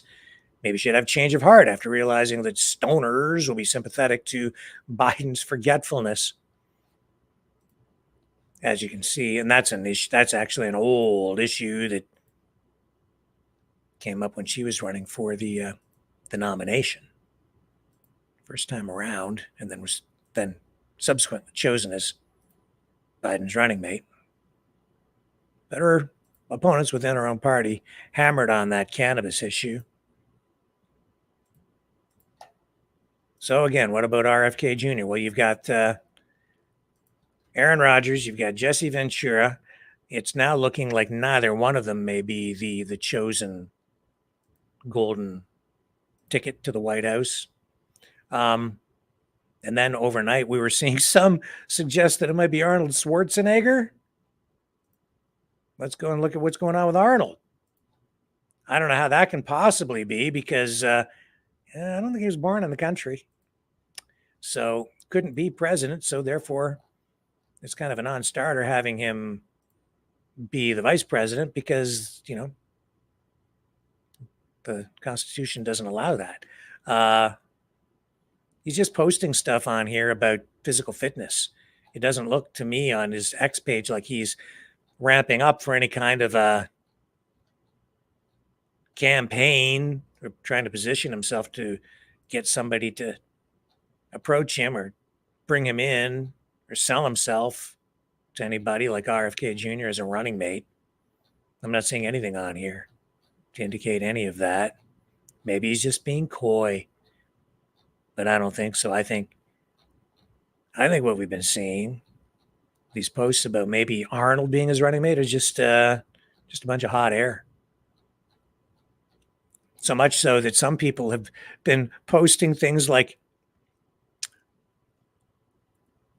what you're witnessing is masterful politicking by the by the RFK campaign, because he doesn't have the funds for advertising. So this is a way to get the mainstream media to pay attention to him. I don't think I don't think they're playing 5D chess. I don't think so. Me personally, no. I don't think Schwarzenegger was ever a thing. I think there's just people doing this and posting. And tonight on Strange Bedfellows at 9:00, following this broadcast, I'll be on with Lori, and she has the inside scoop on what's going on with RFK Jr. and his campaign, what his plans are for a running mate.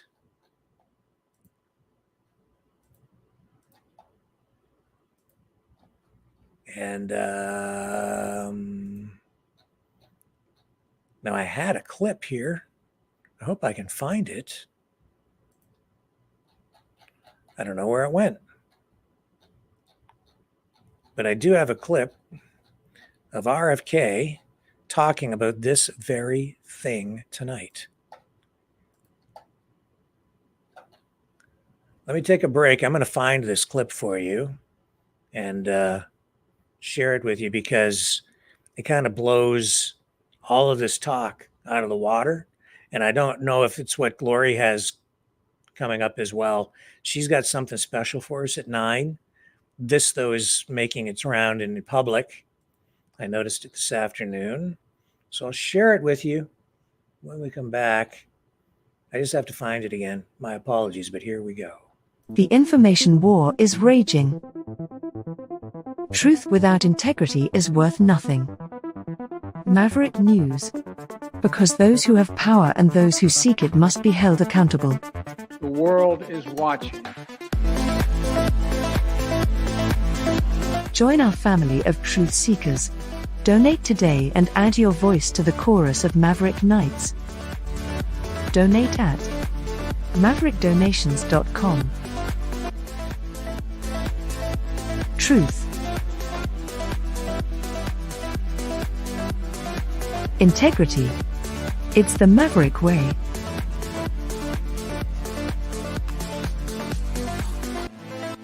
Maverick News. The world is watching.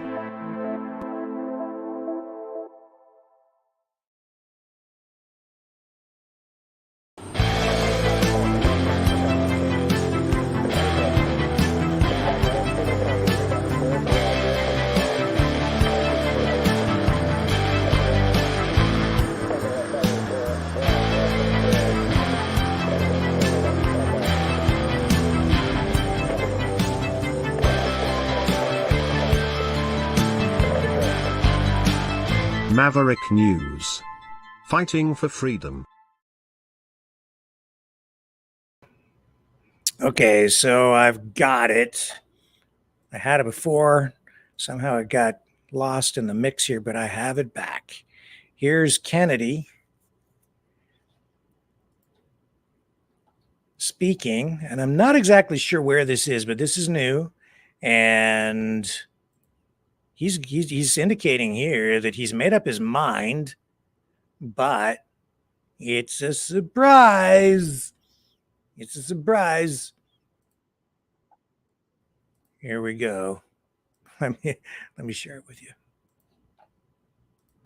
I'm going to name a vice president on the 26th in Oakland. We have an extraordinary person. I can't tell you who it is. But it's really, it's somebody, it's not any of the people that you're talking about.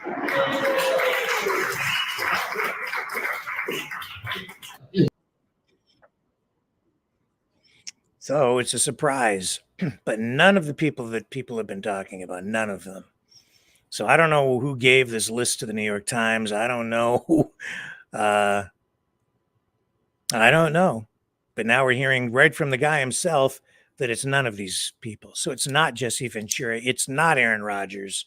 It's not Arnold Schwarzenegger. Probably not Tulsi Gabbard. Who might it be? I do not know. But at 9 o'clock, we might get a better idea of who it is. Now, I bet you, Lori, if anybody knows, it'd be her, because she's dialed right into the campaign. She talks to the people over there, and she'll tell us. She'll tell us what's going on. She'll give us the inside scoop. As much information as there is available, she is going to share it with us. I'm sure of that. So make sure you stick around for all the excitement at 9 p.m. This transmission will continue at 9, and we'll pick up that program and just continue on with that right here on the Rumble channels. On the YouTube channels, you will need to tune in again, because the transmission will end and then it will start over again on at least 2 of our YouTube channels. So just making you aware. That is the way it's going to work tonight with this broadcast. What else do we have for you? I think that's sort of the majority of the stuff. We are going to try and make these phones work tonight for you guys. Let me just run a little promo here again. I'm going to go check the Newswire. And then when I'm done with that over there, I'm going to be right back here. And we'll let you know if we've missed anything. Just check my list of stories that I want to make sure we touch on tonight. And then we'll try and open those phones so you guys can weigh in on the conversation. Don't go away. We'll be right back. The information war is raging. Truth without integrity is worth nothing. Maverick News. Because those who have power and those who seek it must be held accountable. The world is watching. Join our family of truth seekers. Donate today and add your voice to the chorus of Maverick Knights. Donate at maverickdonations.com. Truth. Integrity. It's the Maverick way.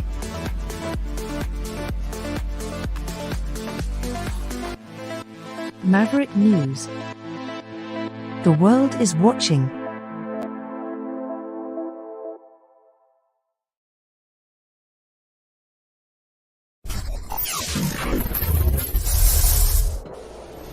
The sharing of biased and false news has become all too common on social media. More alarmingly, some media outlets simply aren't true without checking facts first. Unfortunately, some members of the media use their platforms to push their own personal bias and agenda to control exactly what people think, and this is extremely dangerous to our democracy.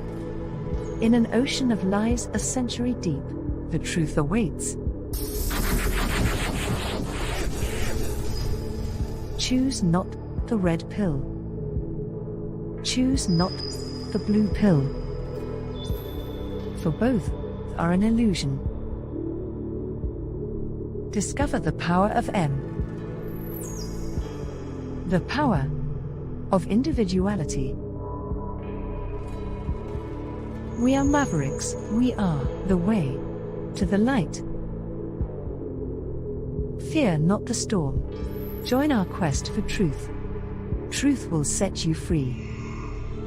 Maverick News. The world is watching. Okay, we've hit most of the I think we hit most of the stuff we need to talk about tonight. There is this volcano that has erupted.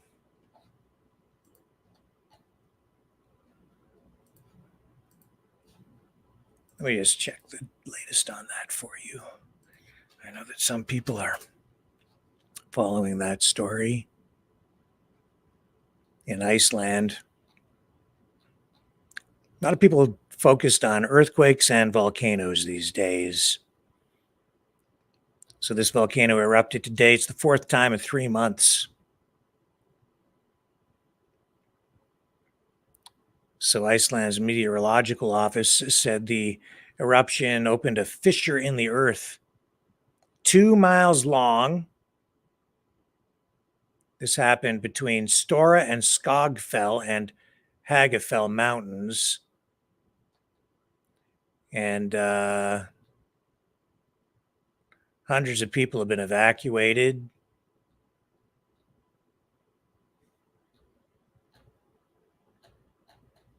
So people just keeping an eye on it. So, yeah, lots of attention, as I say, on seismic activity, earthquakes, volcanoes, for a lot of different reasons. I guess people are talking about that stuff these days. Let's get to these phones, shall we?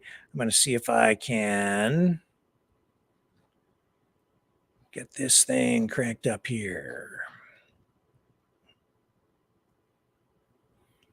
Okay, here we go. Let me just see if I can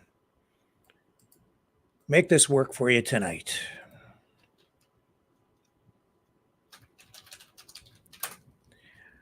I'm producing on my own, as usual.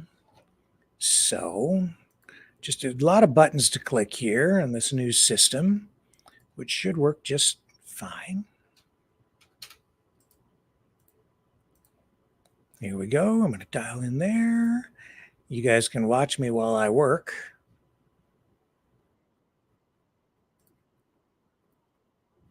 There we are.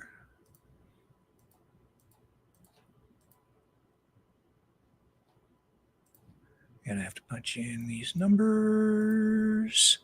And almost there. Almost. Here we go. That should work. I hope. There we go. All right. Looks like we are live. Yes, we are. We are live on the air with the phone system. Let me bring this up over here. Oops. We don't want that. Wrong screen. We need to bring up this one over here. Oh, for crying out loud, Rick. Clicking on things that we ought not be clicking on. Here we go. Oh, frustrating. Here we go. Let's try it one more time and bring up the correct window. That would be the one, Rick. There. Thank you for doing that properly that time. You're quite welcome. All right. So that gets the system up. That means we're ready to go. Now here's this number you can call tonight to join the conversation. Should be down here, right there. 1-319-527-6770. 1-319-527-6770 is the number to call. And I'll run that little promo, and you guys can get hooked up here. So let me do that, bring this over here, and then I can click on the promo now. Okay, Mavericks, it's call-in time. Join the conversation. Call now at 1-319-527-6770.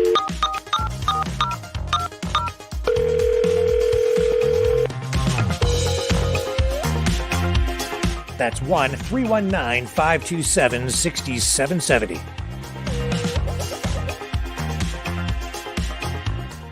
Exercise your right to free speech.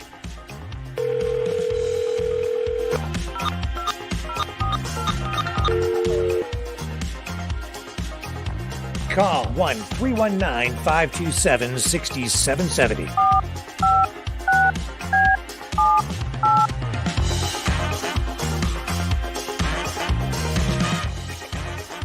Call now at 1-319-527-6770. Maverick News.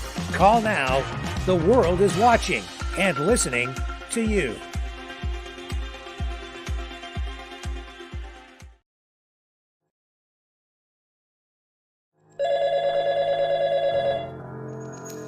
Feel the vibrations.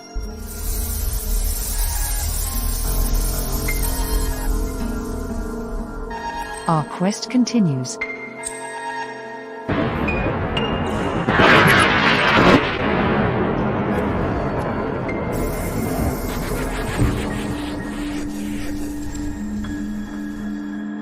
The truth is out there.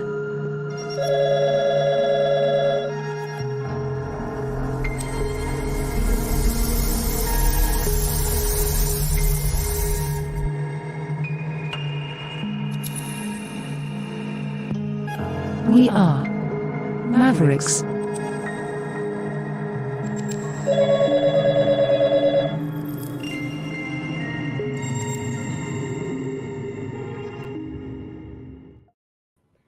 So that is a U.S. number. If you are calling that line, shouldn't be an issue for you if you have Canada-U.S. calling. But if you only have Canada-wide calling and you're calling from Canada, then there could be a potential charge levied to your account if it goes through a T-Mobile or PC. What's the company? PCS Mobile in the States. Those two companies may add a charge to your account. Now, what I'm going to do is we're going to go to our first caller of the night, and I'm going to put up another number that you can call if you are calling strictly from Canada. So get out a pen, and I'll put that up on the screen for you. It's a temporary number for tonight only. But here's our first caller. Let's see who we have on the line. Hello, who do we have on the line? Hello, sir. Hello. Hello, Rick. How are you, sir? I'm doing great. It's your good old friend, Dragon. Great to hear from you. Little insight on what's going on with our free speech. Sure. Unfortunately, we have Menzies being arbitrarily arrested, which is, I would call that fascism. So, yeah. This is also reminding us of the Cold War One, which what happened and things that was happening back in the days. So even in the democratic countries like America or even Canada. So yeah, that was a thing, like business as usual back in the days. So it's back. Yes. So as you said, when you're an independent journalist, I mean, geez, you can be yourself targeted by that. Yep. I'm pretty sure that it's probably already the case. If not, well, days are counting. So, I mean, we got to be careful with what we say and what's going on. And, I mean, people should be, I would say, scared. By the way, people on YouTube, I say you. Hi. I see you.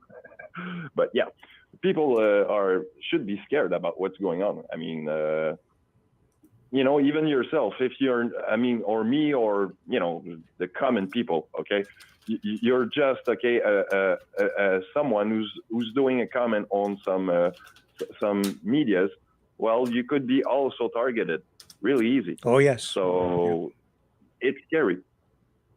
Absolutely.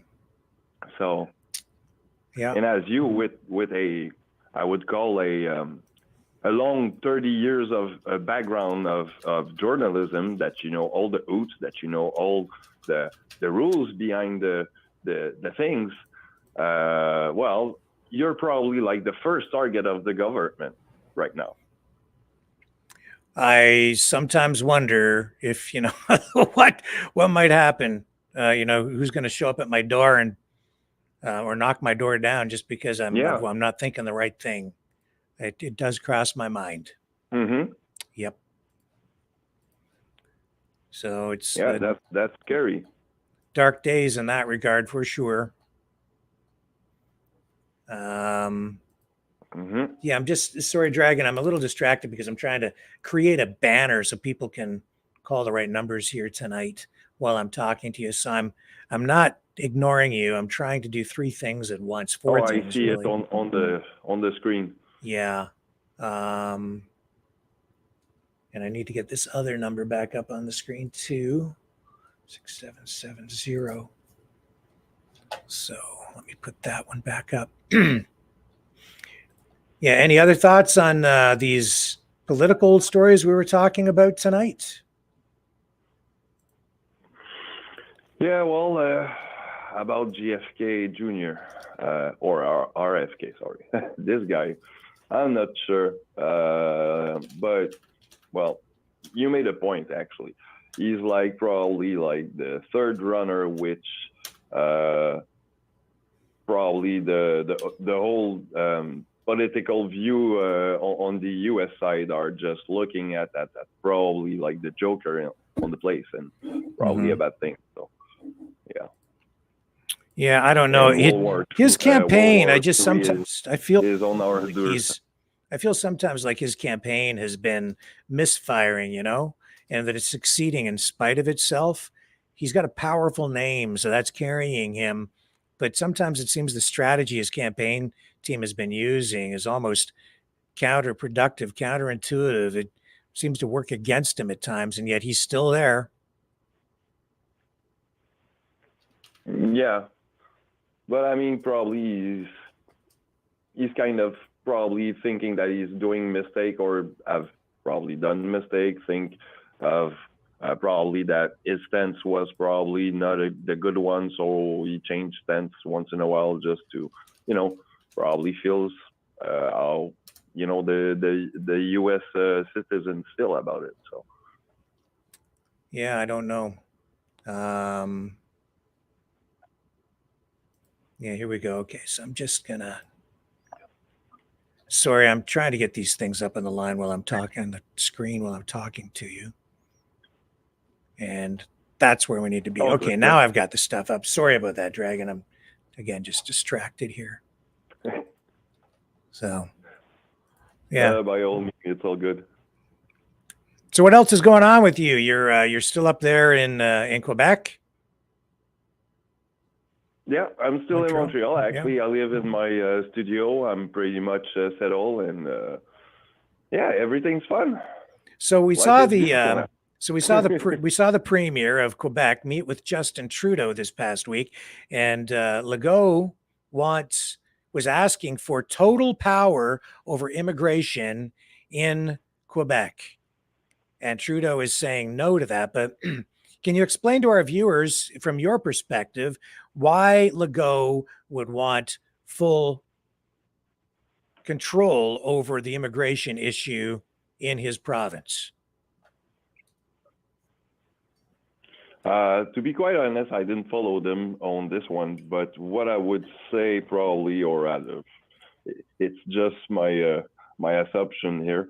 I think that he would like to have the whole power for that, because he wants to filtrate what's going on, or filtrate who's going to come in and so on. So, and probably also the numbers.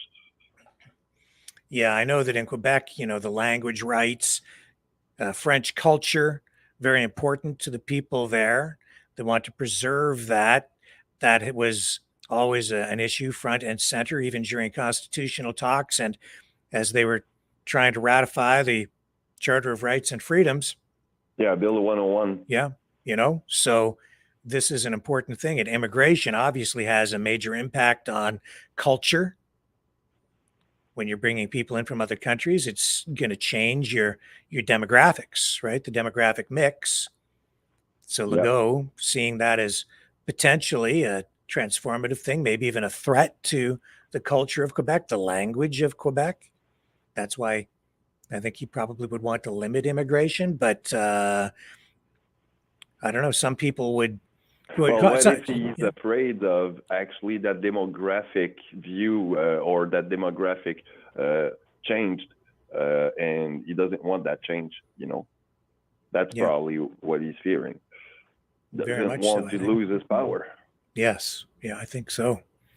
So I don't know, man. It's in Canada, though, when you've got a prime minister like Justin Trudeau that is committed to and really a liberal government that is very pro-immigration and bringing in a lot of people from the Middle East right now, especially, two very different points of view on this.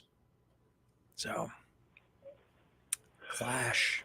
Yeah, well, I don't think it's a good idea. You know, I mean, in a way, I mean, there's probably way to counter that in a way, because we don't have all, like I said the other day, I mean, we live in a house crisis. We need more building just for our own citizens.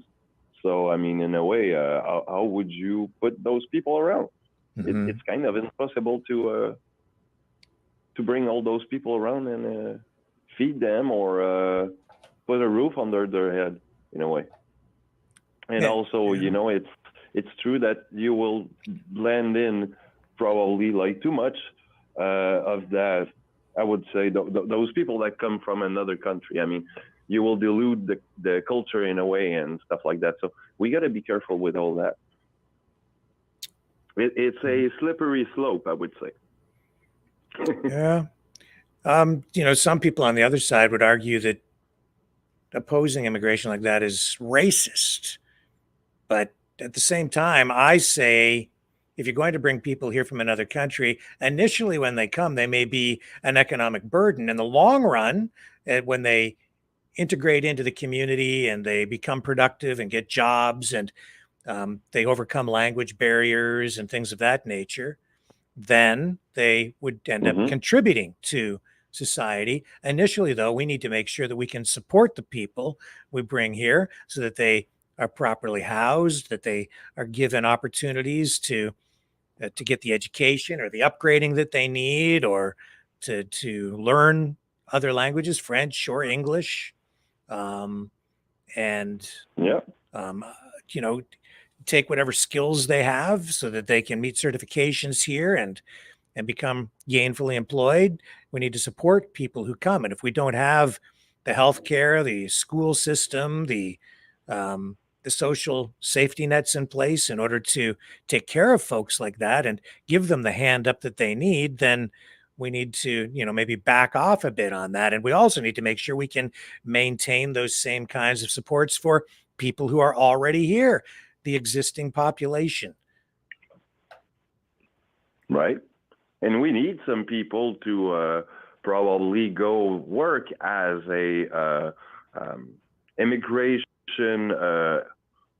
how you call that, someone that will integrate someone else from another country, you know, help you to get there. So, I mean, we need those people and probably some people to go offer themselves for that. So that's probably some opening for some jobs here for even us, you know? Yeah. We are the one who lives there, so we are the one who's gonna be like the best to show them what is being a Canadian and live the Canadian way, if you will. Yeah, and then, you know, you see this clash in the streets during this protest where, you know, what didn't even amount to a clash at that point, but with David Menzies being arrested, but you're seeing really two worlds colliding there. You're seeing Menzies working for Rebel News, Ezra Levant, Jewish, taking a very strong pro-Israeli stance on that issue and Gaza. And then you've got the pro-Hamas, pro-Palestinian protesters in the streets. And then this Rebel News reporter walks right up and he's trying to ask questions of this protester, this Palestinian protester, and the cops arrest him. So I see this much, the police perspective on it, where they're trying to maybe prevent things from escalating and blowing up, and they're maybe seeing Menzies as a potential provocateur simply by asking a question because he's somebody representing what some people might interpret as a Jewish organization, although I don't view Rebel News as just a Jewish organization. I see it as a news outlet, and I see Menzies doing his job as a journalist. I don't think that aspect of it should really come into play when you have a journalist walking up. But inevitably, I think that's how the cops were probably looking at it. And then as a result, they end up violating his rights. I really think they did. And maybe in the interest of keeping the peace, but they did violate his rights. And now they've left themselves open to public criticism, justifiably, because I think it was the wrong move. But at the same time, if they didn't do that, I don't know what might have happened, right? Maybe the guy would just answer Menzies' questions. But you've seen Menzies in action too. When he asks questions of people like that, sometimes his questions can be edgy, shall we say, and that could trigger somebody. So Yeah. in a situation like that, as emotional and as fired up as people were, no telling where something like that might ultimately go. What are your views on it? Well, Menzies, as we know, he has his way to, for example, when he looks into corruption in politics or what, he has this little thing like he's following you to the trace, even to get into your car almost and ask you the crude question and, hardball question. So, yeah, he has that little, he's this guy. So basically, I think the police went probably like thinking of his of this little thing that he is. He's the guy that asked the whole hardball question on the field. So this is the thing, and this is why probably I will call that arbitrarily arrested, because I don't think that he would be there just asking hardball question and being a dick about it. Sorry to say say that this way, but like being I would call that intimidating on the one that he asked question to. So I don't think that was the case. He was probably just there to view the both sides of the story, because that's what he's trying to do all the time. So, but he does that with a low hardcore way, I would call that. Yes, yeah.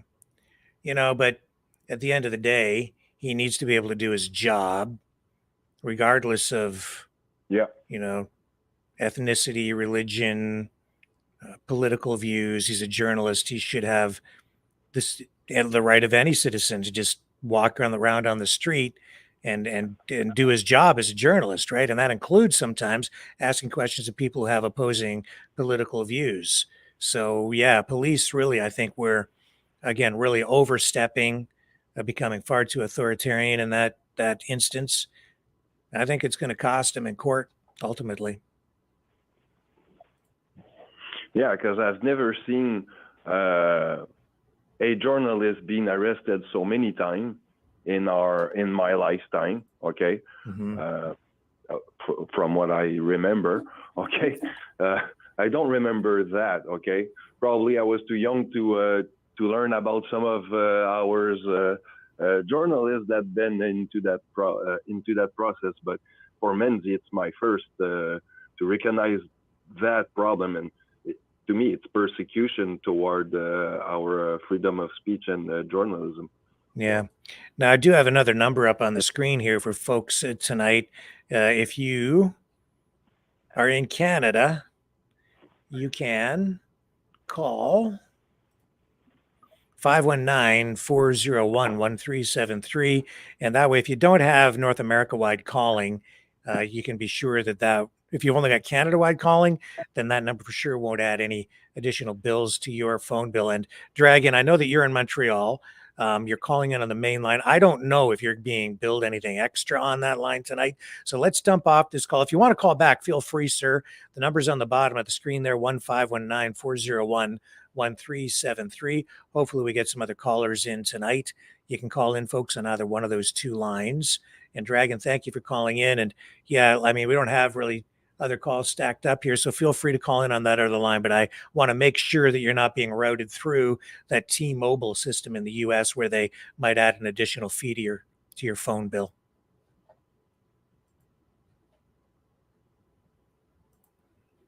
Okay, so we're just going to log off with Dragon for now. Okay, Dragon? I think he's gone.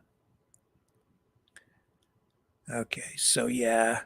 And again, yeah, you can call in Canada 1-519-401-1373 tonight, and we'll just take your call right in. I think we can only take 1 or 2 calls in the queue at any given time. So if you call and it's busy or you can't get through or it goes to voicemail, you'll need to call back.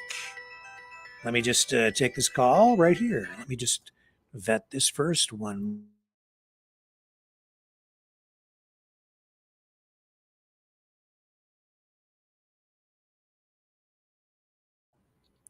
And we have Isabel on the line.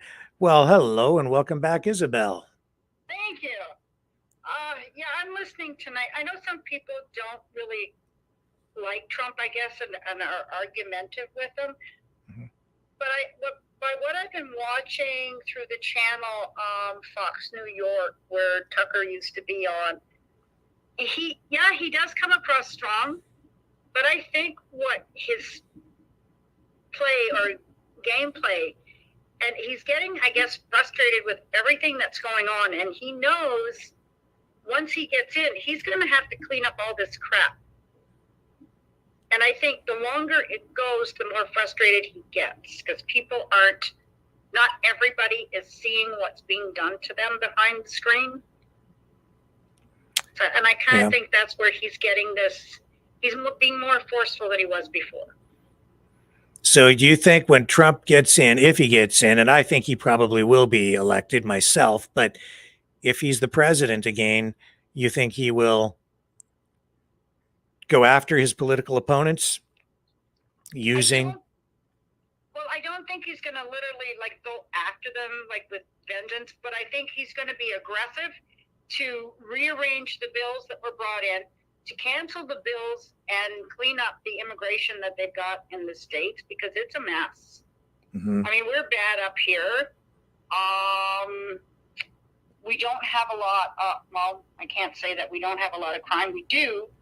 Our crime, I see, is not as intense with the shootings and the rapings that the States has. Now, whether we're actually hearing about it or not, but this is really, it's getting to the point where they're being overrun. And yeah, I mean, it can come to a takeover of the States. You see what happened in Florida with the guys from Haiti. Yes. Yeah, I just saw a post about an immigrant from Haiti who had been convicted of or arrested for sexual assault. Yep. Yeah. So those are the kinds of things that really get people fired up. 14 years old. Yes. Yeah. I saw that. I mean, and then I see where DeSantis had, they got hold of a boat that came in from Haiti, and there were night goggles and weapons landing in Florida, and they turned that boat, they arrested everybody, turned it around, and it's not it went back.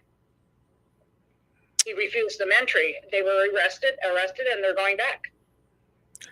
Yeah, it's very unstable in Haiti right now. You're seeing terrible things happening down there. Yeah. A lot of people trying to escape the country, trying to get here. But some of those people potentially on their way here are people who got out of those prisons too. So I think proper vetting needs to happen if any of them are allowed in. Yeah. You know? I mean, and because they're not vetted, and because a lot of them have no, I don't want to say the V word, no immunization, which is different from the V word. Mm-hmm. They're not immunized, so they're bringing all of this stuff back to our shores, Canada and the States. Yeah. So we're being forced to be under the thumb for the V, and they're not to be immunized. So what's your game plan, Trudeau? Heck, we saw that. We saw that even during the pandemic, like at the height of the pandemic, they were allowing people who are not immunized into the country.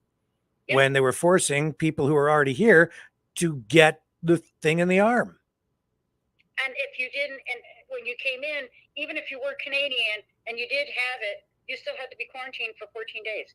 But the other ones could walk through, okay, clear, like.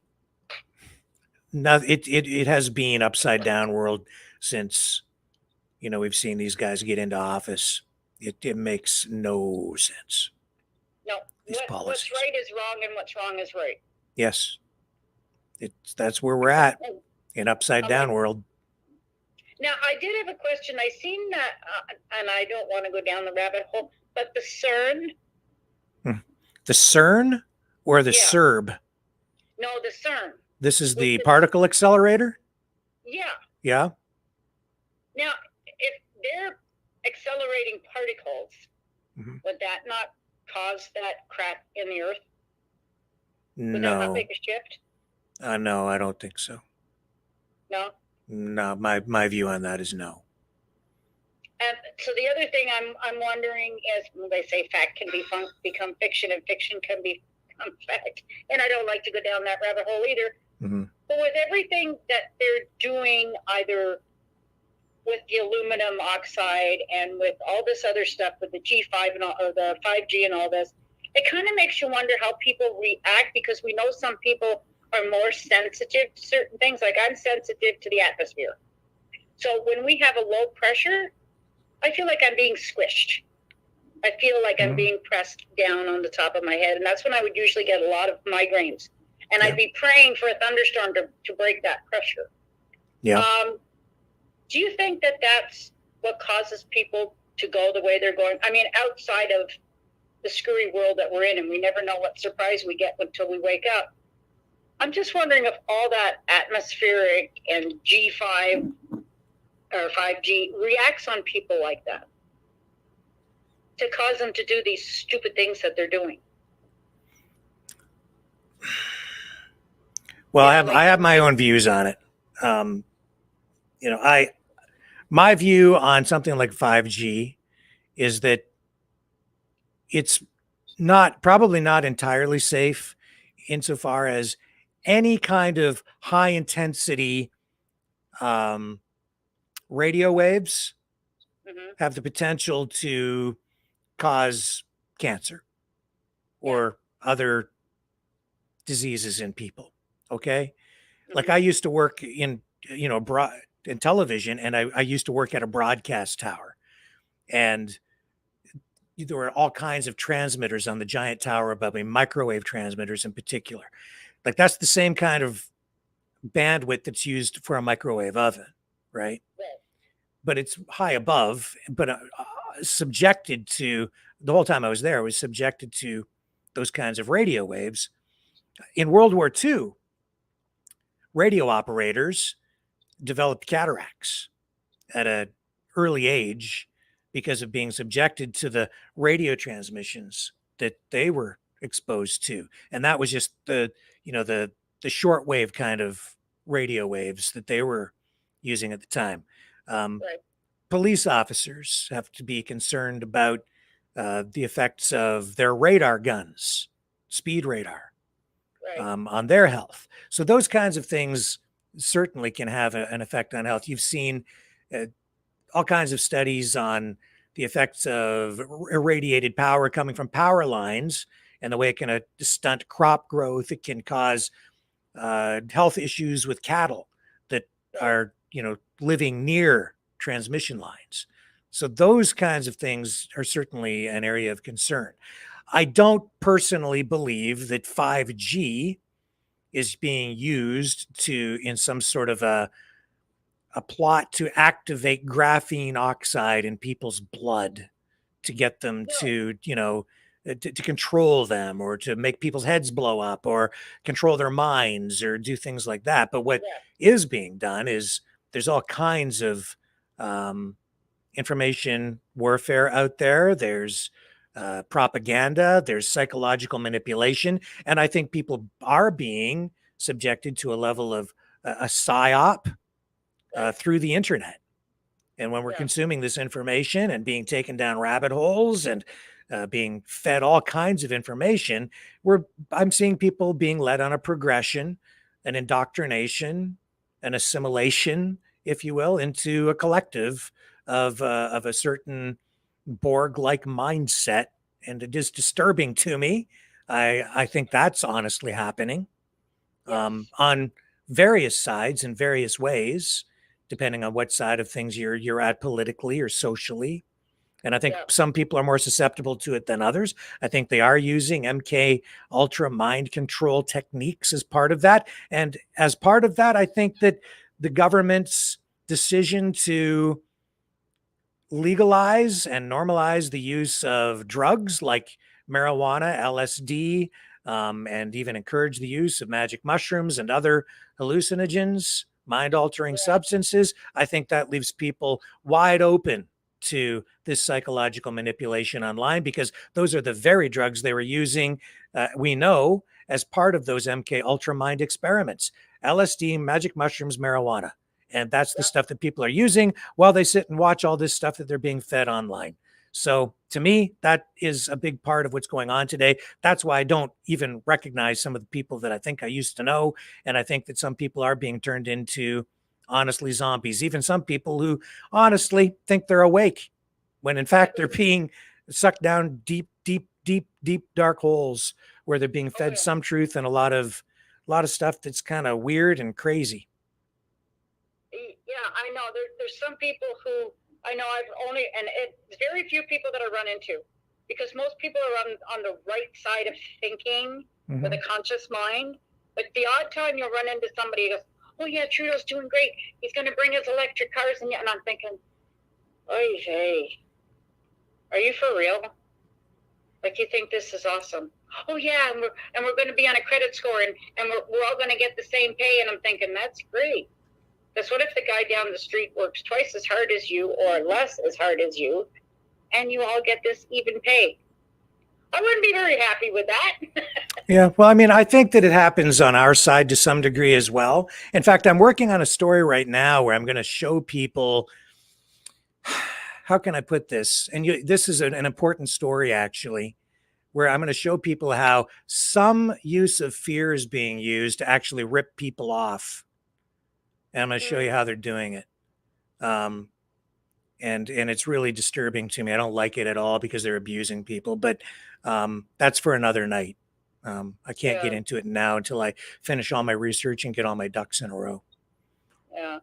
It's really weird. I know it's really, I know myself, when I used to work in a linen factory, and the people, they didn't like to stand beside me because I attract electricity.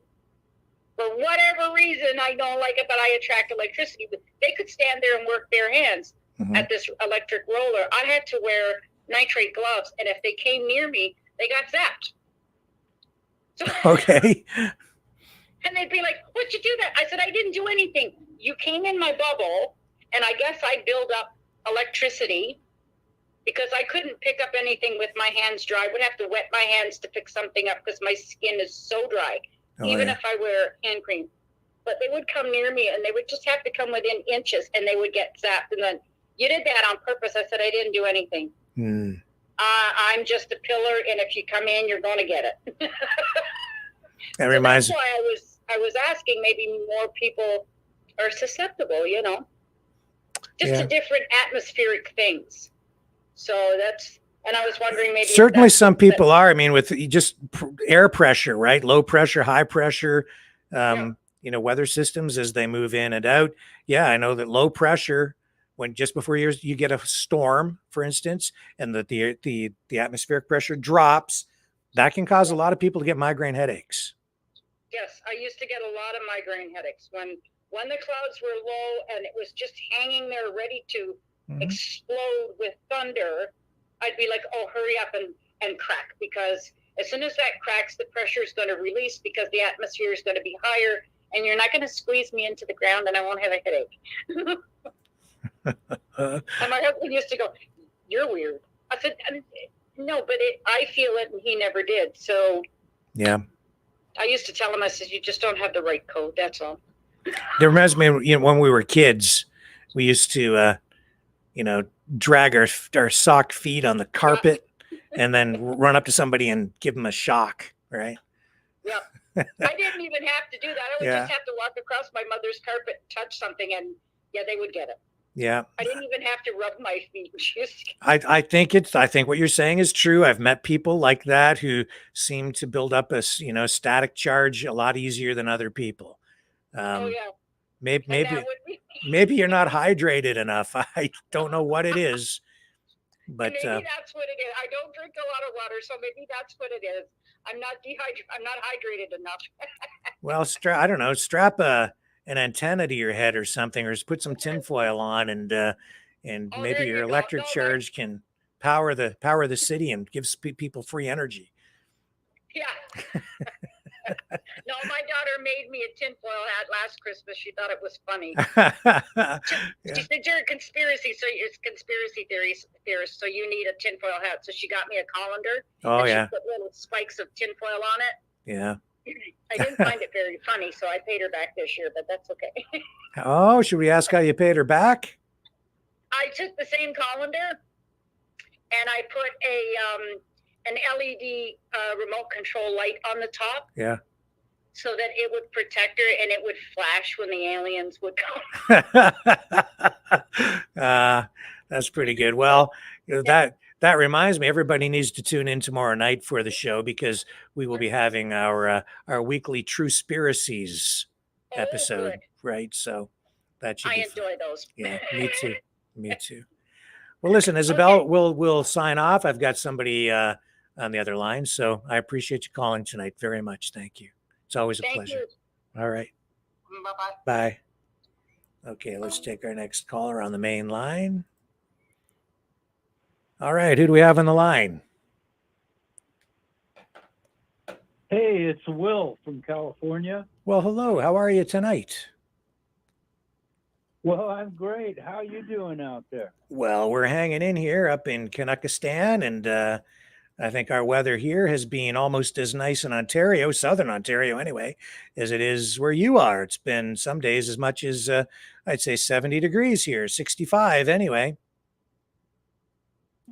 We've had recent snow. We're even in Southern California up in the mountains. Oh, well, we're flipping the weather. I'd like to, yeah. Oh my gosh, really? That's so true. I've been thinking the oxymoron of the decade has to be election integrity. We just aren't quite focused enough, and the evil political strategy of this uniparty is just unbelievably and undeniably nefarious. And I think about our 2016 election with the Russian hoax, the 2018 debacle with the Mueller report, and the 2020 lockdowns and mail-out ballots, and then eventually January 6th. But I think even more important, before the 22 election, let me know what you think. Mm-hmm. The 2022 election, we started getting the Supreme Court justice involved, and obviously we had a leak of the decision of Roe v. Wade, which I think really, along with other things, caused problems in that election. And now all of a sudden we get a 9-0 decision to keep Trump on the ballot. It seems to me this is plausible deniability. Just, keep him on the ballot, just don't let him win, because I think what we're really going to see in this November 5th election down here is a lot of adjudication that's going to be needed. What do you think? I think that's probably a fair way to look at it. I think that the United States really needs to do a lot to tighten up the rules to address public concerns and restore public faith and confidence in the system. Even if the elections, just for the sake of argument, let's say the elections are being run in a proper fashion and the outcome is real, they still need to do more, because people are not viewing it that way. You have probably half the country that thinks that the last election was not legitimate. That's no good. Even if it was legitimate, it's still no good. you need to have the people have to have confidence in the system. So you need to have voter ID. You need to secure the system so that people are, confident that it's one person, one vote. That's it. That the counting is done legitimately, that everything is secure. They really need to do a lot more because right now people don't believe it. And that doubt is all that is needed to tear the country apart. Well, and we all know that it would take one thing to get rid of the so-called quote unquote election deniers out of their hair, would be to put the receipts on the table. They keep saying there was nothing wrong, but every time you want to look at the black box or you want to go back and actually have the physical ballots counted, they're locked away or they've deleted the information from the servers already before the 22-month had even expired. I mean, the easy way to go forward is just one-day voting, paper ballot, ID of some form, and then you get rid of all this, all the questions, like you just said. Yeah, it's just go back to simplicity, and there'll be no more problems. I agree with that 100%. Even the recounts, right? I said that just like you did. I agree with you. It was like, why wouldn't you want a recount? If somebody wants a recount, why wouldn't you want it too? Because if there's any question about it, you should have a recount. That way people on both sides can be sure. And if you're confident that it was legitimate, then why not? What are you afraid of? Well, it just proves the fact, I think it was Stalin or Lenin that said it's not those who cast the vote that counts, it's those who count the vote that counts. And we could clear so much if we just had the transparency.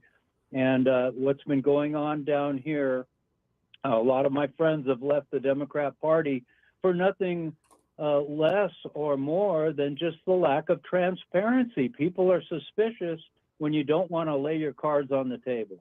Yes. Yeah. And look at the damage it has done.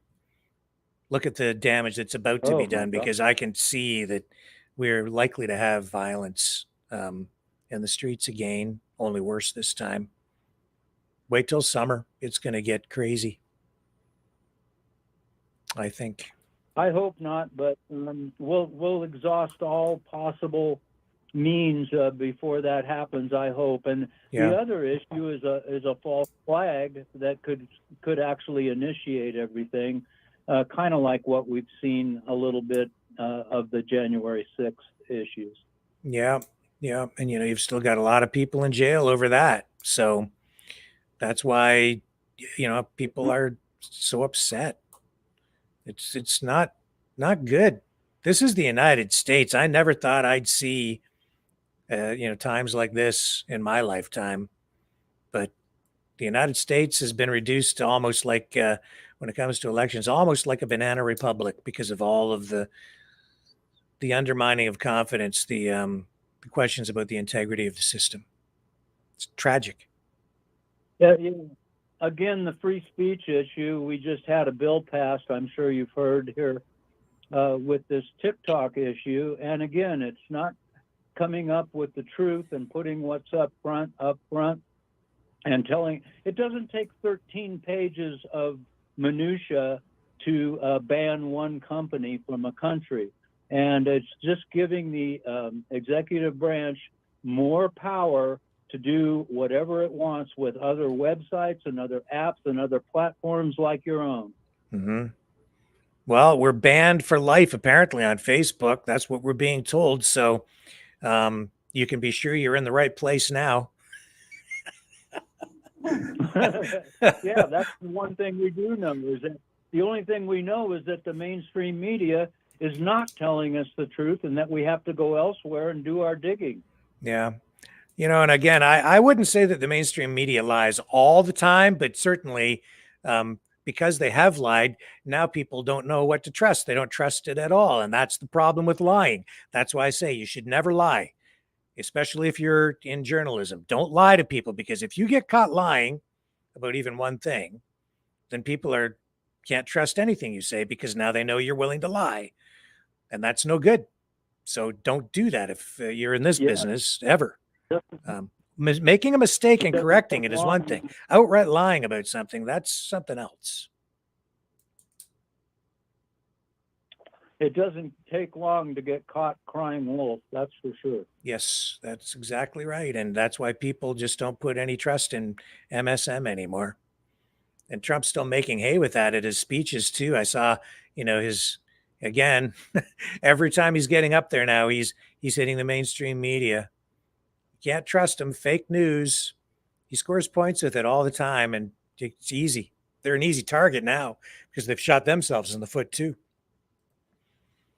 Any thoughts on these, these possible candidates for VP or for running mates for any of these guys, for Trump or for RFK Jr.?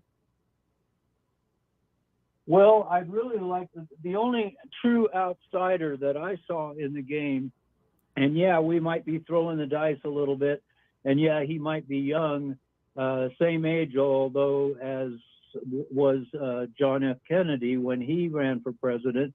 But I believe pretty wholeheartedly and done a lot of research on Vivek Ramaswamy. Mm-hmm. So you think that he will be, one of them shortlisted? I would hope he would be. I would hope at least he can penetrate Trump's inner circle and be the one to make the connection, because I think Trump's inner circle has really kept him from understanding what his base is all about at times. I think in general, there's a lot of agreement, but when it came to what people call the vaccine, and a lot of other people call it a genomic experiment, a lot of people don't trust a man that will never admit he's wrong about something. And it would be really good if Trump would come forward and not always want to take credit away from Biden like he did in his tweet the other day. Mm-hmm. That absolutely went viral. But I think Vivek is, if Vivek can stay within his inner circle, he can keep him abreast of what's really going on, because the rest of that circle, as far as I can see, the guy's still playing golf with Lindsey Graham, for crying out loud, and he still supports McCarthy. Thank God Vivek got in there and warned him about Ronna McDaniel, and they got rid of her. Also, Vivek evidently told him about the CBDCs, which he had no clue about. But now that he understands it, he's coming out against it. So we need somebody to pump some information to Trump and get him out of his multi-billionaire golfing world. Interesting. I had this conversation with a friend earlier today. He was talking, about Trump, and my friend goes and watches, a couple of other sort of right-leaning or conservative type shows. And I can't remember which one it was, but he was saying that over there, they were trying to tell people that Trump has not been vaccinated. And I'm like, no, I'm pretty sure that Trump has been vaccinated, but it seems almost like some of these other programs or supporters of Trump are trying to run interference for him on this issue, because he seems to be vulnerable on the vaccination issue. And I think you're alluding to that. What are your thoughts on that? Because I've seen, I'm certain that he's been not only vaccinated, but boosted. And you can find all kinds of reports confirming that from the earlier days of the pandemic, right? When he was still president. So he's been vaccinated, but people are out there saying, oh no, he hadn't ever got the juice. He is apprised of the therapeutics, the ivermectins and the hydroxychloroquines, from bona fide doctors who were actually using it and knew the safety. And of course, the problem with that was it eliminated the emergency use authorization of the Pfizer and Moderna shots. You can't have experimental jabs if there is an alternative. So they crushed him on that, and he caved to that, obviously. And yes, he came out on, I believe it was Bill O'Reilly, he did an interview with, and Bill got him to say, and he was proud of the fact that he had been not only vaccinated, but boosted. But there's an interesting twist to that. If you do some digging, there's a website called How Bad Is My Batch? Mm-hmm. And I need to caution you because we're on YouTube, and so I know where you're going with that, and we're already right on the edge on this subject. So I don't want to cross over that line. If you understand what I'm saying. Anyway, yeah, he has been. Yeah, I do. I totally do, and no problem. We know that he has been vaccinated and boosted. Yeah, and just because Bill Gates kind of controls the internet, what we do have to say here is that the vaccine is both safe and effective, and you should get as many shots as you possibly can, as often as you can. Get boosted early, get boosted often, and that's enough said about that. So, vaccines, yay! Anyway, yeah, I'm making money. Ask me how. Oh, I shouldn't even laugh. It's so dark. It's so dark. Oh my, such a dark subject. Oh my. Okay, sir. Well, thank you so much for calling in tonight. Great call. I really appreciate it very much. Thank you. Good to talk to you. Good to talk to you as well. Okay, folks, and just let me pull up our next caller here. One moment while I bring that up on the line. And who do we have on the line tonight? Hello. Where are you calling from tonight, Patrick? Good. Patrick on the line. Where are you calling from?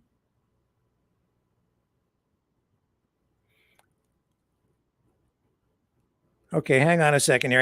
I actually need to get you up on the screen. Hang on a second. I just need to click that. Okay, so you're Patrick and you're calling from the Okanagan out in where, British Columbia? Yeah, that's right. So Vernon, and I'm up at the ski hill. So Silver Star Ski Hill. Okay. Yeah. Yeah, I don't know. I'm just wondering what your thoughts are on Bill C-63. So this is the new censorship bill, right? Yeah, the online censorship bill, yeah. Yeah, the Online Harms Act. I'm just wondering whether you think it's going to actually have teeth, it's going to be able to actually make a difference. Have the Liberals actually done something right for once? Right? No, I don't think they've done anything right with this. I think they're, again, going too far. I think all these censorship bills have gone too far. I don't think that any of them are needed. I think that we have laws in place against things like defamation, slander, libel. I think we have the tools that are needed to address things on the public side of the internet and new technology. I think that those basic tools are already there. If anything, I think that they could use some regulations or regulatory framework in place for the internet companies that are maybe a little more robust, to encourage more competition, to limit their power, to make sure that there isn't more integration of power and influence between government and the big corporate tech companies, so that they can't abuse the systems and the technology. I think our government is focused on the wrong side.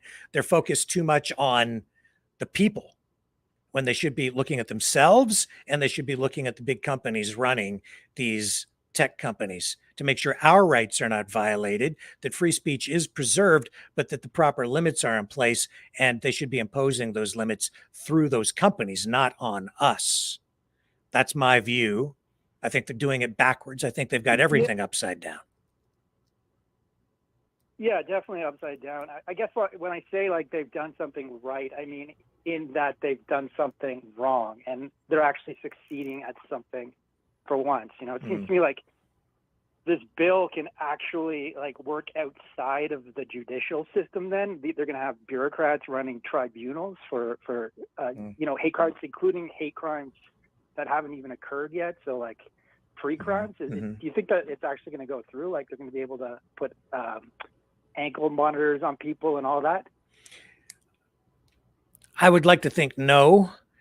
I could see it happening because I see our government being pulled in such destructive directions. But if we continue down this path of war, worldwide conflict, yes, the more we progress into a wartime footing and wartime environment, the more authoritarian the government is going to become. The more the government sees potential threats to its authority and power existentially, the more you'll see them crack down in that regard.